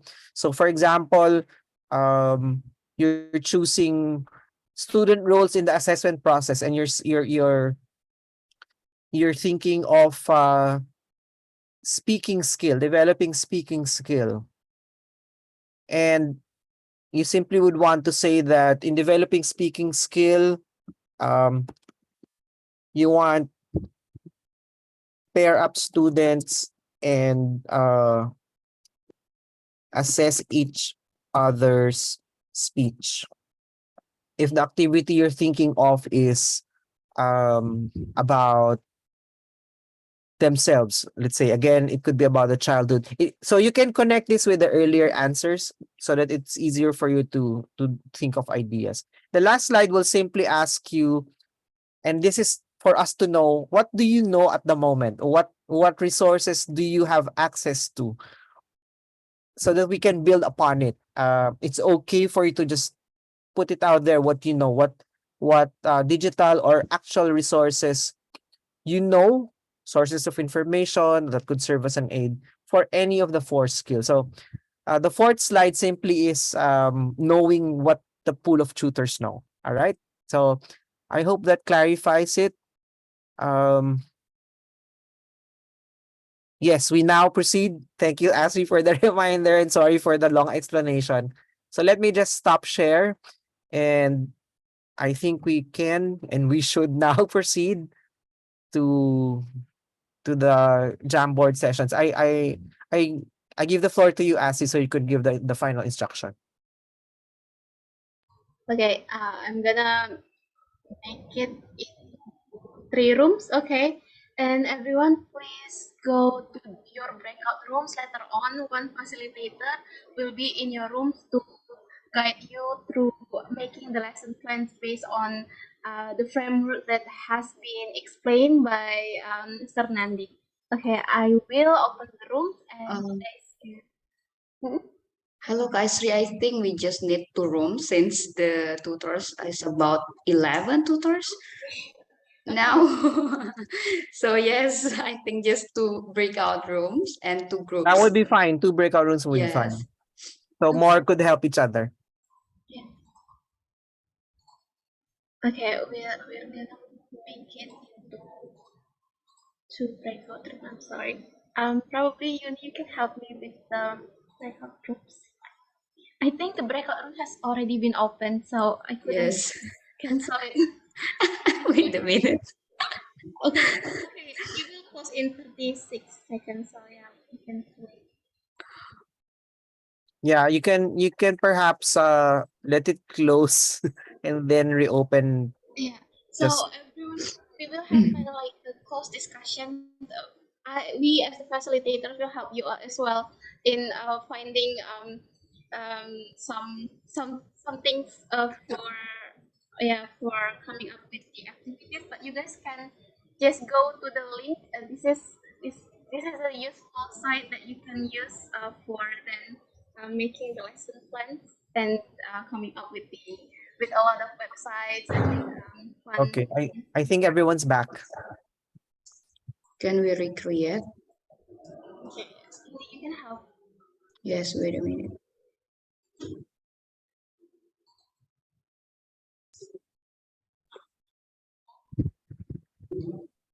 I apologize if I'm too talkative.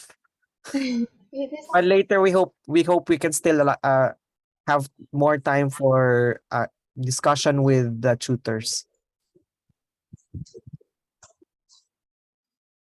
Okay, I think everyone, you can please join again to the new breakout rooms.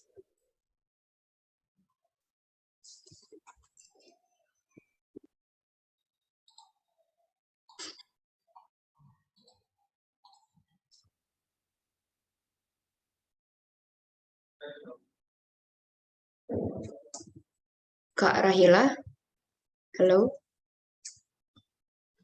Hello, Kak. Do you see the? Uh-huh. Yes, yes. Mm. My Zoom was there's a problem with my Zoom Oh, before. okay.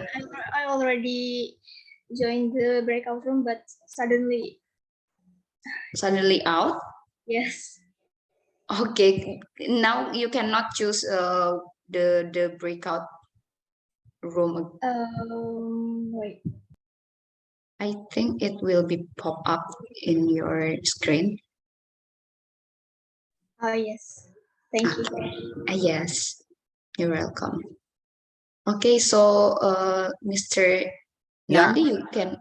I will jump from 1 and 2. Oh, okay. I Yeah. see. I just get some water. Okay.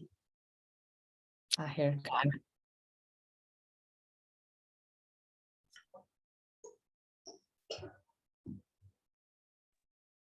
So, hello, tutors. Hi. Halo Kak Ana. Gimana? Okay, aku will be your facilitator tonight for making the lesson plan. So, wait, I will give you the link. A second. Teman-teman di sini udah paham kan mau ngapain? If you have any question, feel free to ask me. I will answer it the best as I can. Wait.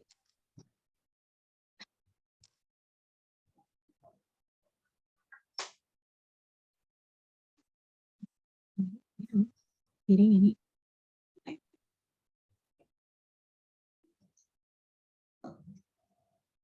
Yep. Now you can access the link. It's on the chat box. Right. Yes, we have.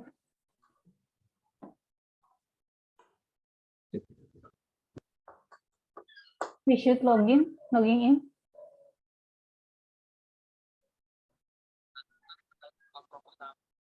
Udah bisa? Yes, but we should log in. Log in? Yeah. Yeah, I think you should be logged into your Gmail account. Oh yeah. Yeah. Kak Subekti, please log into your Gmail account first to access this. Okay. Yuni, should we share screen or something? I think Share screen. yeah. I think you can do share screen. Okay. Can you? Me or one of the tutors? Yeah, it's totally anyone is opening the links now. Yes, I'm opening it now. Okay, so you can share your screen, Kak. All right. So here.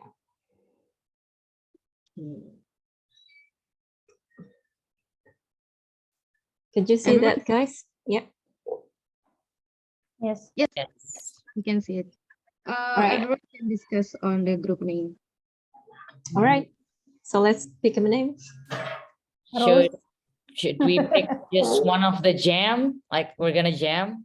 Okay, no problem. Good. Yes. I don't know, strawberry jam? Or what else? Strawberry jam. I love It's strawberry. By the interesting. way. Any other idea, or I will just write it strawberry?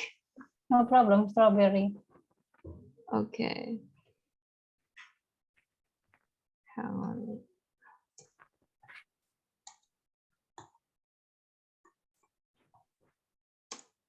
Yeah. Right. And the member. Can we also help to write it on the Jamboard? No, I think one is enough, I guess. Oh, okay. Just help me with the member's name. Should I really write all the name here? Let me check. It's Yeah, just mention the name. Who else? Let me check my word. Safa, yeah. Safa, Nadia.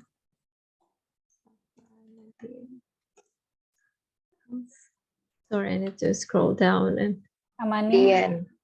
Dian. Ian. Oh, is it Gun? Is someone trying to type as well? Just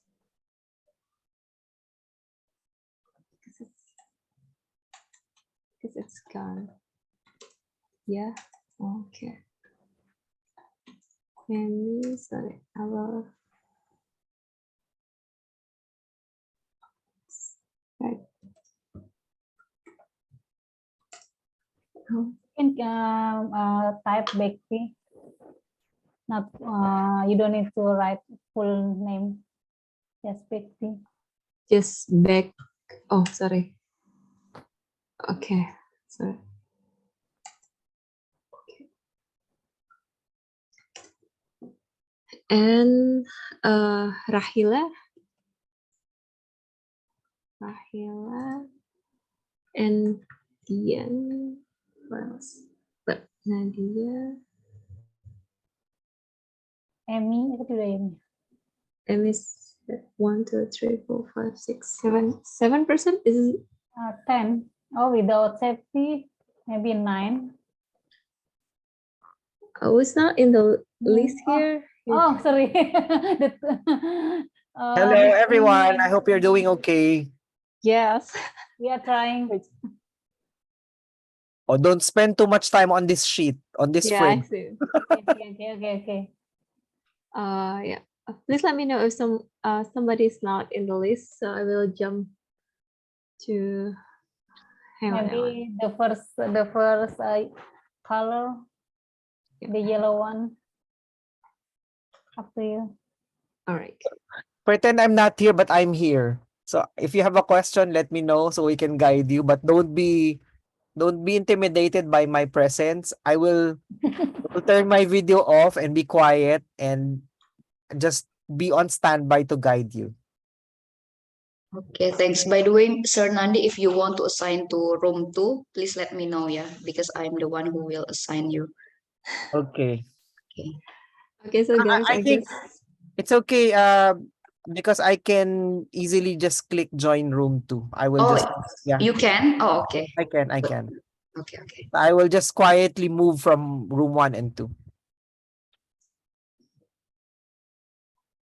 So I guess the first thing we have to decide is the topic. It has to be the same topic for all, like learning objective and else. Any suggestions, guys? Yeah, I think it's better for us to pick one topic here. Yeah. Yes, you guys can just pick one topic. How about friendships? That's cool. I can go with friendship. Friendships topic is exciting. All right. So now, if there's no other suggestions, we will decide on friendship. Okay. I agree to choose friendship. Okay, good. Now let's decide it. Let's decide the objective. Start from the listening about friendships, or maybe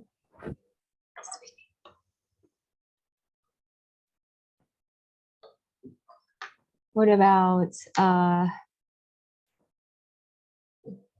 the learning objective about friendships on speaking? I guess I have an idea about ask all our mentee to share about their friendships experience or something about friends. I have a question in this phase. Do we have to fill all the aspects, or we can just pick one of it? I mean, maybe only the speaking aspect, or just listening, or do we have to fill all the aspects? I think you can just fill every single aspects, but it's just whatever comes up to your mind right now. So everyone, you can also just click on the what is that Jamboard, and then you can fill. For example, Kak Dian, you have something about writing, so you can just writing on the orange color, and also Kak Nadia, if you have something a strategy on reading, so you can just write it down on the pink color. Yes, so everyone right, can right. So every one of us can access the Jamboard, right? Yes. Okay. Just duplicate the sticky note, guys, and yeah, you can type and fill the sticky note. Oh yes. Yes. Who is moving on the writing no, I mean the orange one, but it's okay. You can just move everywhere and also duplicate the color. If you have any idea about writing, so go with orange one.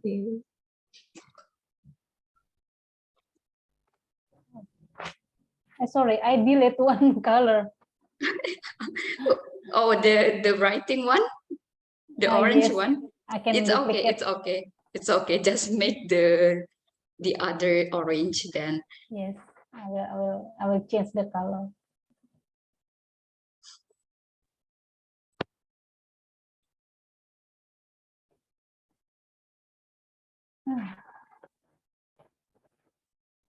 Up to you. Maybe anyone has other idea. Oh, any idea? So many idea about speaking. Yes, but for listening and reading, it's not easy. It's okay. It's okay.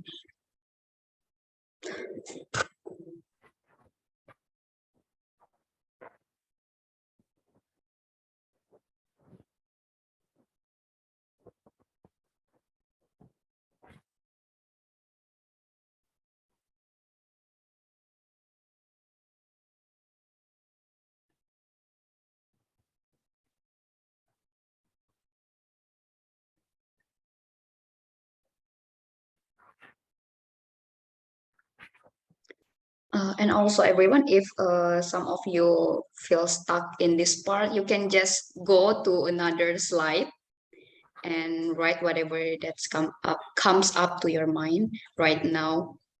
We have some slides rather than this slide, I mean. Yes, also in this part, if you have any ideas, so you can just doing like that you doing now.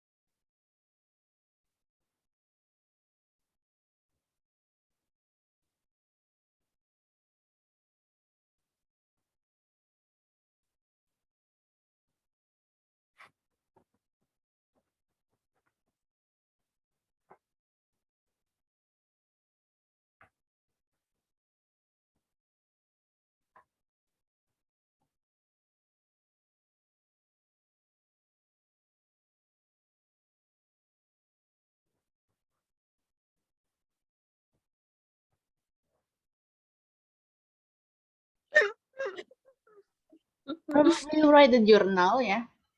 Oh yeah. Journaling.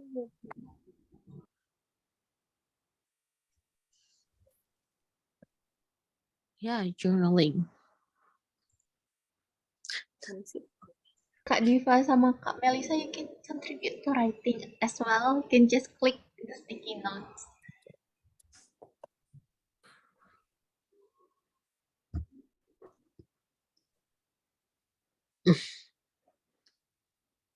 I always started to write about the reading Oh, reading. or whatever. We can go with the listening or writing or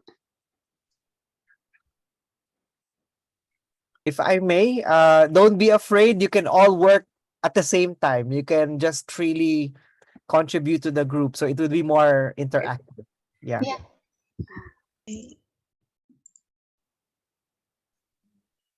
Don't be shy. I know you can all do it. Thank you. Thank you for listening. Like, I like think to be able to understand childhood stories, which is in past tense. I mean, like, agree. I think So- to be able to understand the conversation. Yeah, to be able to understand conversation about I think the conversation between two kids. So like the story, apa, like what usually the kids talk or whatever. Wait. Oh yeah.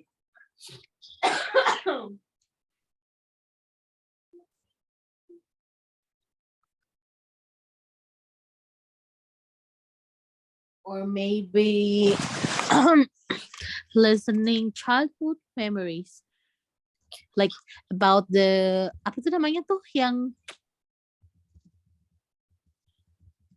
folk. Oh, okay. Oh. Apa sih cerita-cerita rakyat gitu Cerita loh. rakyat gitu. Jadi kayak maksudnya dia able to understand Hari- apa sih, to catching the word, apa, to following, kayak gitulah, maksud gue dia ngerti gitu loh bahasa-bahasa. Yeah. To understand the context gitu nggak sih? Iya, setuju aku, konteks of the setting and the context. That's for reading Yeah. or still listening?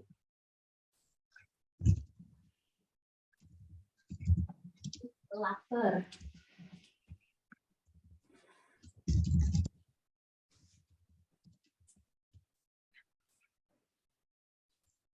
Like this one?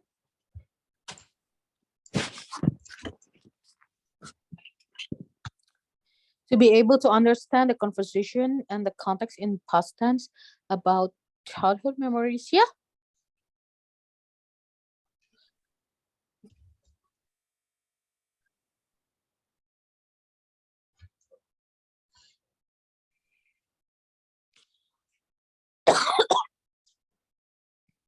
Or I think maybe we can find like not about the childhood memories but about the specific topic. Karena tadi si the trainer tuh bilang kayak we breaking down gitu loh. Yang what I get ya. Kak, I think we have the limited time. Probably we can just focus on Speaking. listening and also speaking, yeah, and then we can proceed to the. Kalau perlu speaking aja kita deh kayaknya, kalau udah berapa menit lagi, Asri? I think 5 minutes more. Ya kayaknya kita udah speaking aja deh. Iya. Jadi di objek apa learning activitiesnya juga speaking aja. Choose next speaking blue one. Go Powerpuff Girls. Okay. Go Learning Powerpuff Girls. Learning activities. Kamar gue berantakan banget ya.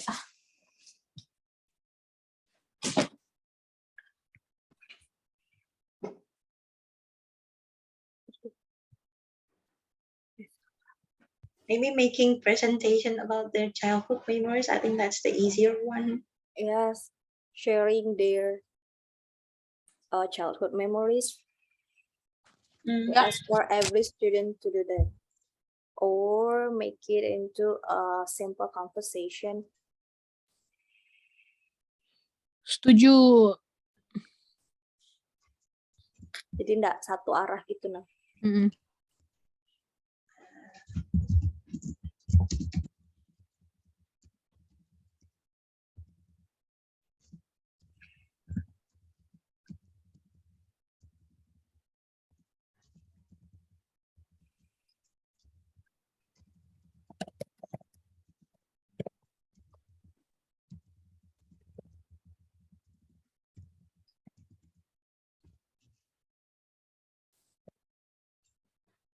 Just like this one. To share their stories and or to make conversation about childhood memories. Yeah. Can I add more? Okay. Like pick apa sih kayak kartu gitu loh. Jadi kayak we prepare apa namanya, we prepare a card, terus the cardnya tuh about the toys gitu mungkin. And then if you have memories about that, kayak about traditional toys gitu. or traditional games. Yeah, traditional game. So Or plywood. we let the student apa sih to pick one card from the deck and tell the story about the the games or the toys that is Or what they can remember about the traditional games that they played when yeah. they were yeah. Gimana nih nulisnya? Pick a card from the deck. You have to pick a card from the deck which can apa pick a card from the deck dalam kurung we have 3 minutes left. So Really? Okay. Okay. Dalam kurung Learning assessment. types of games aja, types of traditional games, and let them share the stories about that.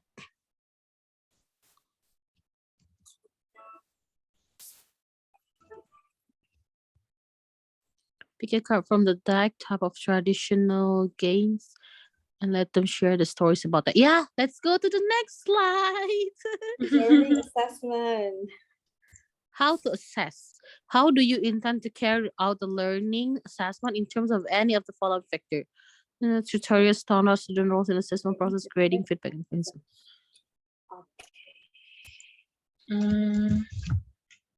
Learning assessment.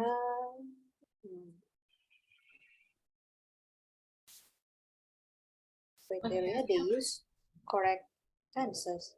Yeah. Yeah. Or Student the roles. types of assessment testing probably formative.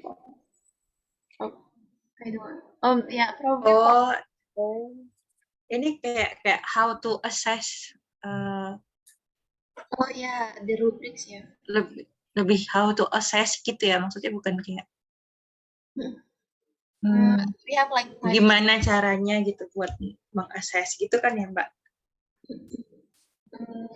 So maybe probably can help the types of assessment tests and also criteria. Yeah, probably we can focus on the criteria. Ya udah. Sorry. Berarti assessmentnya pertama tenses. So we assess the tenses, the pronunciation. Yeah. Terus tenses, pronunciation, intonation, expression. Expression.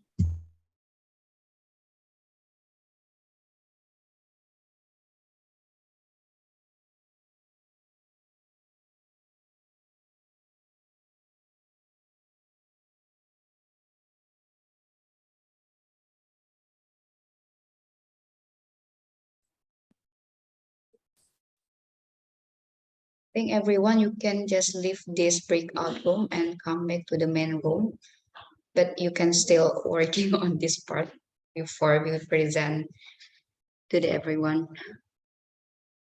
Yeah. Yes, we all get back to the main room. I think the main room automatically Ended the breakout. Okay.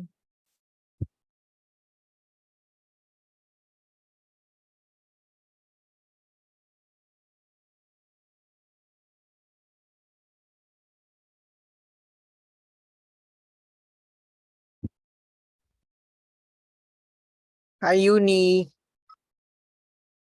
Hi. Hi, Asri. Hi.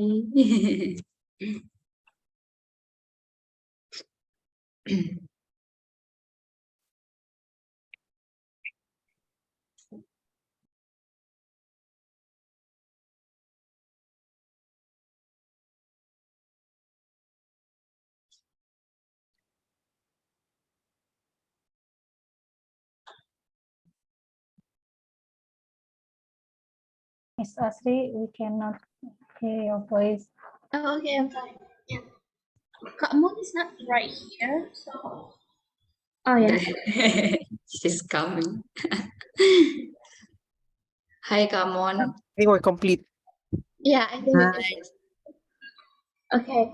Yeah, thank you so much for all of the tutors for the focus group discussion, and I think this is the time for you to report and present your interactive lesson plan, and we look forward to hearing from you what your ideas are, what your activities are, and what specific skills that you focus on. So we're gonna start from the group one first. So for the representative of the group one, you can you can turn on the mic, or whatever members that we have in the group one. You can turn on your microphones and present. Yes, go, go, go. Kak Dian, I guess because Kak Dian the one who shared the screen beforehand. Or Kak Nadia? It was Kak Dia actually. Oh, sorry. Kak Dia. Okay. Kak Dia. Yeah, to be honest, I forgot. Am I the program room 1 or 2? So I don't respond at all. Oh, Yeah, but one. that's fine. One. I guess you're one. To be honest, we also haven't decided who's gonna represent our group, but yeah, we'll just check it together. So please, guys, help me. So should I share my screen? Yes, can you, Kak? Can you? Oh, yeah, trying. Okay.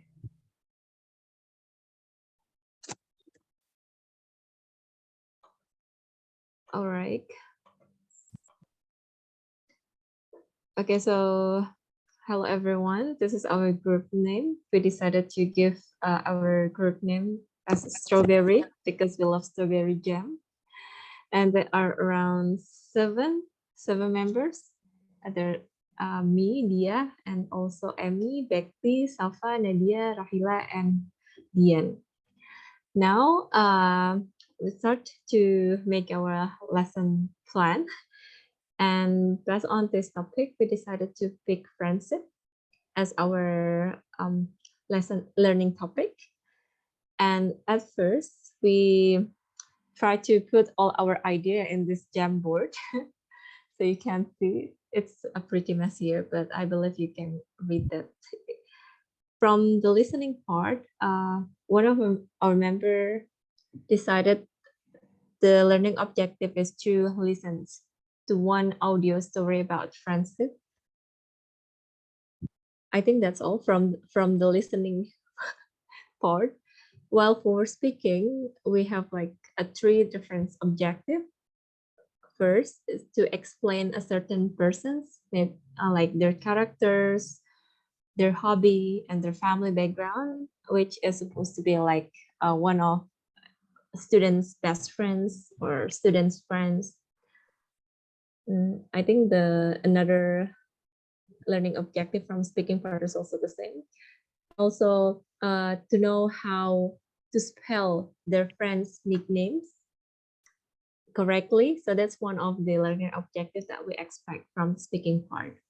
Well, from the reading part, we set some objectives such to discover and read story about friendship of famous people and make summary of the story. Also able to read and understand their story and other. So I guess this is also still about the friendship story. Or find a book to be a good listener. Well, I don't really get it, but yep. That's the objective that we decided. And also one for writing, if I'm not mistaken, the orange one. So we set an objective for the writing part to be able to share and honest opinions about his or her friend's personality by writing a letter of reactions. So be able to write a letter. And another objective from the writing part is being able to share their friendship story through writings using the right grammar. So that's the objective from the writings part. Let's move to another plan, which is learning activity. So we got so many idea about learning activity regarding friendship topic. From the listening part, we decided to have this kind of activity, telling or sharing a story about his or her best friends to other student. And then also there's every student listen to one sort of story about friendship at the beginning of the class. Or there are also a games by guessing who is the person. For example, a student share a picture of his or her groups of friends and describe one of the person. So the class will guess who he or she that is describing from the picture. Also, there's another activity that regarding listening by watching movie. By watching movie about friendship and describe what kind of characters are played, such as about the characters of the from the films. There's also another. I think the game is just exactly the same. Well, for the activity from the speaking part, we plan to giving a student chance to express what your friends express again what your friend speaking about her best friends, and then we also give a opportunity for its student to share about the value that they gain from the class, and its student also have to speak and share about their story about the meaning of the friendship in front of the class, and also ask their opinions about what to do or not to do with friends that they just met. So it's more likely encourage students to share their idea regarding friendships. Also from the readings activity, we decided to find a good example of friendship in teenager magazines. So we get just like giving a task for students, find and a good example of friendships that they can't find in the magazines. Or all students read other story so they can share story each other. Also, we got another idea about readings that every student read a story one, read story one and another. Maybe this is pretty the same with the previous one, I guess. Then for activity for writings, we have this idea, describe about every student's best friend in a special, hang on, I cannot say, special moment in writings, and be able to write back other story of the other students, tell their story, and describe their memorable moments with their friends. That's for the activity plans. While for the assessments, we just have few because we run out of the times. For the listening, we have the assessment aspect by giving a criteria that the student able to understand other student's story, or what the other students talk about when they have a chance to talk about their friends. While from the speaking, we also set a criteria that the student must be able to speak fluently to explain about his or her best friends without long pauses and hesitation. Right. Also for writings, the assessment aspect is a simple descriptive text about one memorable memory with his or best friends during holiday. Oh, well, okay. I think we only have that one for assessment. The last one for resource, yeah, this is a little bit less. So for listening, we will use a digital source such as a YouTube video for watching some movie or to listen a story about friendship. While for speaking, we believe it does not require any aids. We just will optimize the interactions within a class, encourage every student to speak up and share the story regarding friendship. While for reading, we may use the digital source, maybe from websites or other source we haven't decided yet, just to find the reading, just to find the essay, just to find a story, yes, something like that. All right, so I think that's all. To be honest, we haven't got so much chance to discuss each other. So everyone just put their touch on this Jamboard. That's why sometimes it's like similar to each other. So yes, that's it. Thank you very much, Dia, to the group. Awesome. All right. I just like to give a few general feedback. Of course, first I congratulate the group for being able to go through all the frames. I know that the time is limited and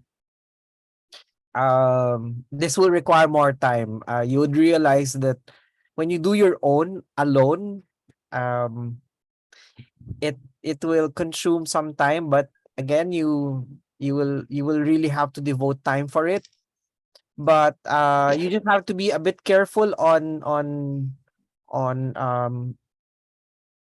formulating your objectives and to always have a uniform format for it. I noticed a lot of the objectives were correctly written with the infinitive verb to plus the action word that you want to achieve. So yeah, it's just a standard format for objectives. But you were able to formulate various objectives. That's good. When you were presenting the learning activities, I was actually thinking already as I saw the variety, and your second frame was more organized, and that's, it's easier to understand. You can in fact think of the storytelling as one topic, and you can attach it to all the other to all the four abilities. So for example, the the topic is storytelling about one of the students. You can pair them up perhaps, and I saw that as an input. They can share each other's stories, and of course rate each other if they were telling the whole class, share to the whole class the story of their partner, of their classmate. And then later on, for reading, perhaps that student has a written story, and be able to compare.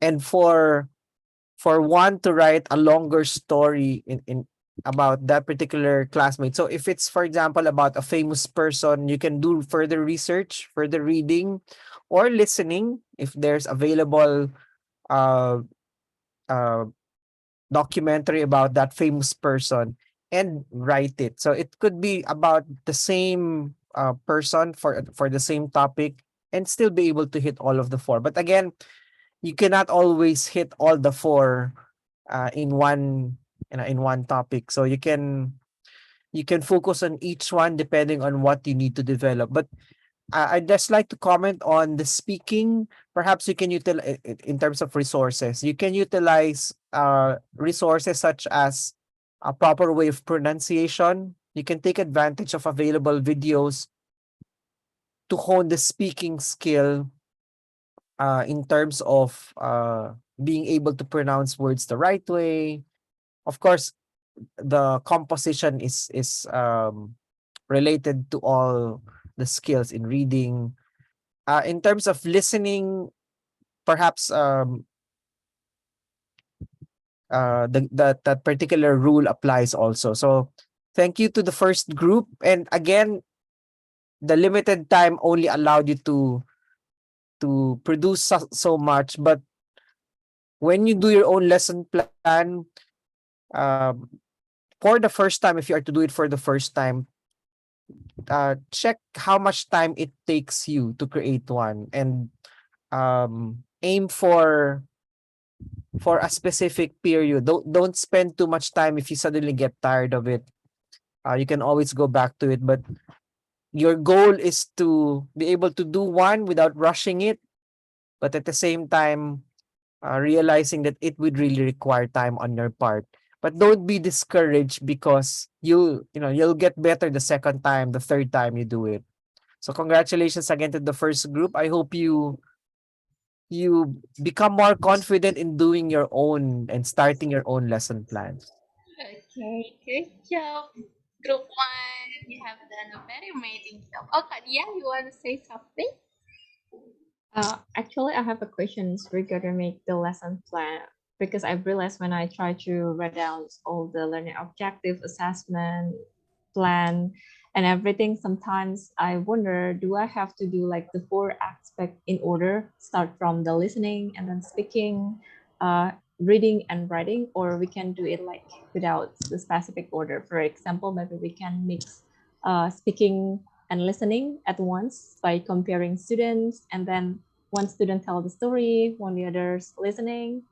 Can we do something like that, or it have to be in order? No. The order is just a suggestion based on studies, but also that your topic may just be focused on reading and writing, or it may be focused on listening and speaking. So it really depends on the topic. We're just trying to target if we can think of topics that you can apply for all, and it doesn't apply all the time. And that's why I suggested the last bonus video about differentiation, which you can watch further, because you will realize that those two pairs, so listening and speaking, and then reading and writing, would have their differences in terms of how you could approach teaching them. So you can in fact just focus on one for a particular topic.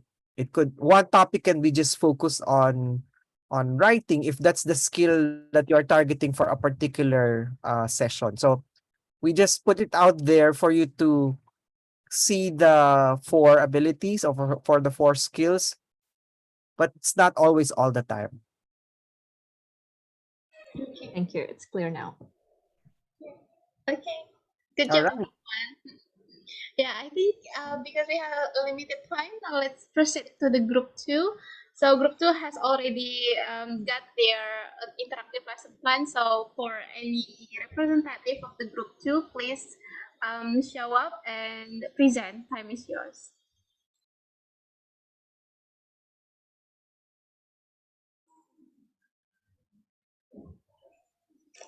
Kak itu ya, Kak Carlita or Kak Melissa? Who's gonna present? Who's gonna present? Carlita is the one that It's raining very hard in my place. I'm afraid my voice is not clear. It's pretty clear actually. Yes, I can hear you, Kak.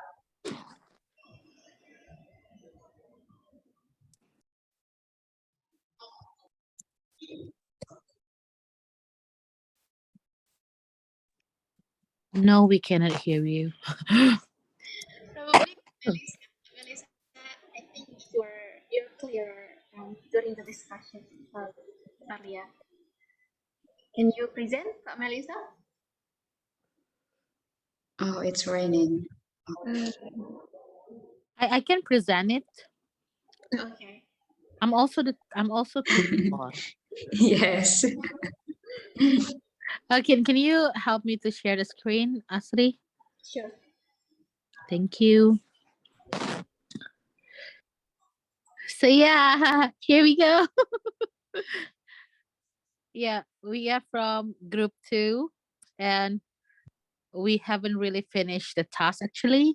So our group name is Powerpuff Girls, and consists of Melissa, Carlita, Diva, and me, Monica. And we only yeah, we just made learning objective for the speaking. Uh, the learning objective for the speaking is to be able to express their most memorable stories of their childhood with correct tenses. And then tenses, intonations, and expression. And for the listening part, is to be able to understand the conversation and the context in the past tense about childhood memories. That's all we got. And for the learning activities, we because it was like only 5 minutes left, we only focus ourselves in speaking.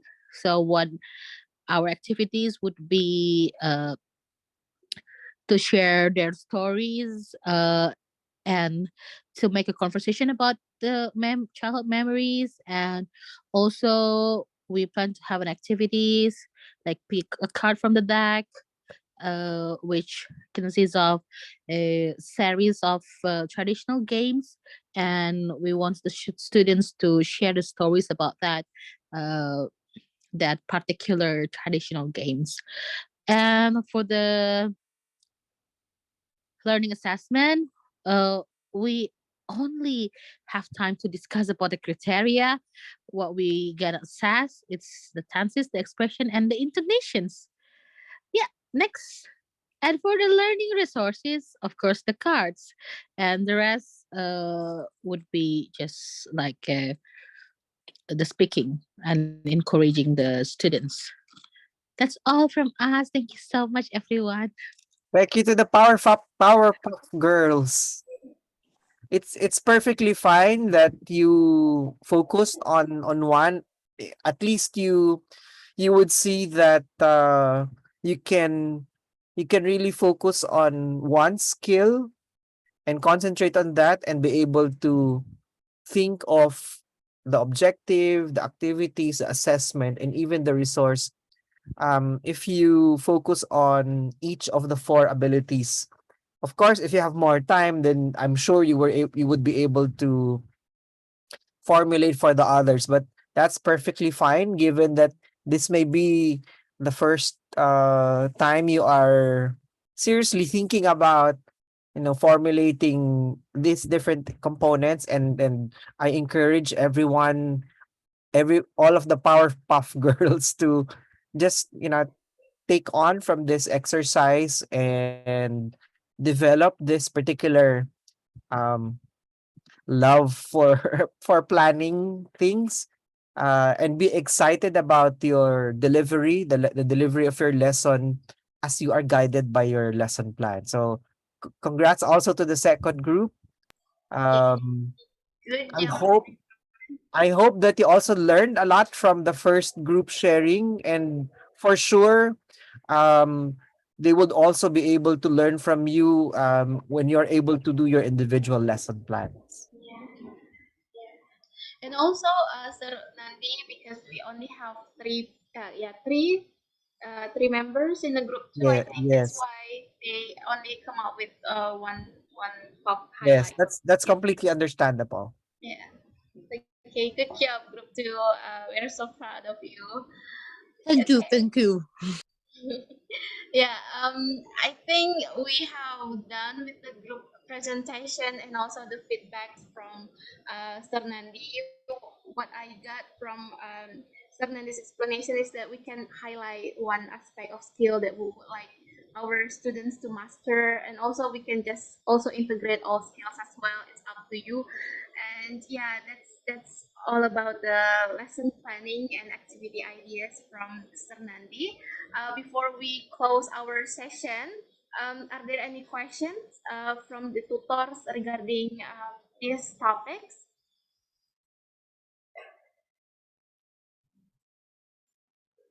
You can turn on your mic if you would like to give some questions, but if not, then that's okay.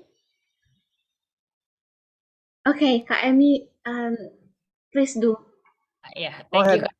Hi, hello, Mr. Nandi. It's nice to meet you. Thank you so much. It has been a very enlightening session. I just have one question. In the start, you said that we should be able to share this lesson plan to the students. What are the things that needs to be considered to be shared to them? Are all the three lo lala should be shared to them, or I don't know? Can you explain a bit more on what should we share to the students? Yes. Of course, you can have your like if you would be able to see the work plan for this particular session. Uh, we have a different version. We have a more detailed version where all the other uh links are included, but you also were given a copy, I believe, of what's gonna happen today. Similarly, for your own classes, you can give a very basic or a very simple structure. It's like giving a program or the flow. It's at it's essential for them to know at the very least what the agenda is or what the items for discussion would be, and the objectives, the activities, and the assessment will um, guide them also as to what to expect. So there's no surprises, sort of. So if you for example would have an assessment activity, something, or as an activity something that will require them to read something in advance, then that would be very helpful. You would also be able to manage your own expectation because you gave clear instructions that something needs to be done in advance. This is, of course, applicable when your activity requires them to watch or read something. So, for example, if the activity is about them retelling something that they read or they watched, then that's something they need to give time on prior to the session. So giving them the lesson plan in advance also will, will help. Well, sorry to say, but it will force you to really plan and prepare for it ahead. And they would expect to know what's gonna happen, so no surprises. But just give them the basic structure. Don't give them too much of the details, especially do not give them the access links because they might access things in advance if they're not supposed to access it in advance. So only give them what is necessary for them to know in advance. But the keyword there is in advance. I hope I answered your question. Thank you so much, Mr. Nandi. Thank Can you I too. add a little bit? Go ahead, Monica. Yeah, and I think for the SJSM, as we have received our syllabus, and also the student actually get the copy of the syllabus, but not the column of the sources, I believe. So it's only like the meeting number 1, 2, 3, 4, and then mm, the topic. So what will the particular session cover? So I think we can share it in the beginning of the class in the first session, so they know exactly what we're gonna do in for the 12th session, and then just give a brief so they prepare, but don't tell them about the resources and the pages. Yeah, I think we can do that. Yeah. Thank you. Yeah, I think I would like to add a bit as well about the especially for the exam prep tutors. If you are still wondering how we can just come up with the learning objectives for teaching exam preparations, I think one thing that you can focus on is that what specific skill that you will teach at that day, and then you can just show it to your students that, hey students, we will talk about the listening part of the listening, the IELTS section, especially in the part one, and then you can just simply say that to your students. But obviously, you have your own measures and standards, like how then they will identify some kind of like similar sounds in the listening. Okay, so it will be very very easy. Later on, you will find, especially in the resource book that you use for teaching exam preps, they are also very helpful for you to then give the standards and criteria to be achieved at that day while teaching, because we always correlate our learning objective with the materials. The materials also are also helpful for us to come up with the objective or goals that we set for the day. Yeah, that's from me. Okay, are there any questions probably before we take some rest or? Ashley, Hmm? yeah, Yes, can I Ferdinand? just add something? I just Sure. wish to also add as a tip, Yeah, yeah. because even if you want to plan all the lesson plans uh in advance, of course the first sessions would have to, you would have to have the lesson plans ready. But for the later sessions or topics in the syllabus, perhaps you can tentatively prepare a lesson plan, but be flexible in adjusting depending on what your students uh prefer, in terms of, or based on their individual learning styles. So it would be good to constantly get or do a survey, or get an idea as to what works for them, what works for you in the class. So the first session would definitely be a good opportunity for you to already get an idea um, what your students are like in terms of what they respond to. Or you can get their direct inputs as to what they prefer or what they enjoy the most. And I don't know if you have an initial or an advanced information on their profiles in terms of their skill levels. Yeah, we also You do. provided. Yeah, but that's something that would help you plan your lessons more effectively. If you have those information, it's much like when we market a product, knowing your customers well enough would guide you a lot better. So that's just a reminder or a tip. Yeah. Okay, thank you so much, Nandi, for the tips. So yeah, that's how to make the lesson plans more effective to our students. And are there any more questions? Probably.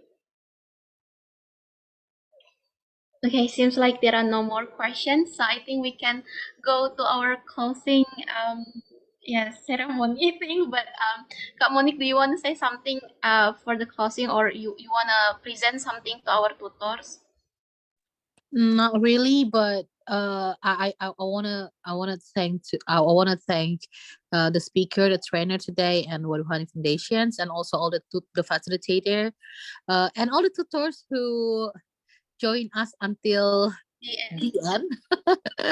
It's really nice to have you guys here, and I hope you guys enjoy the class. And we have the group to share, to discuss the problem or the challenge that we face in our class. And it is we really encourage everyone, and this is like what I like most about the tutors group.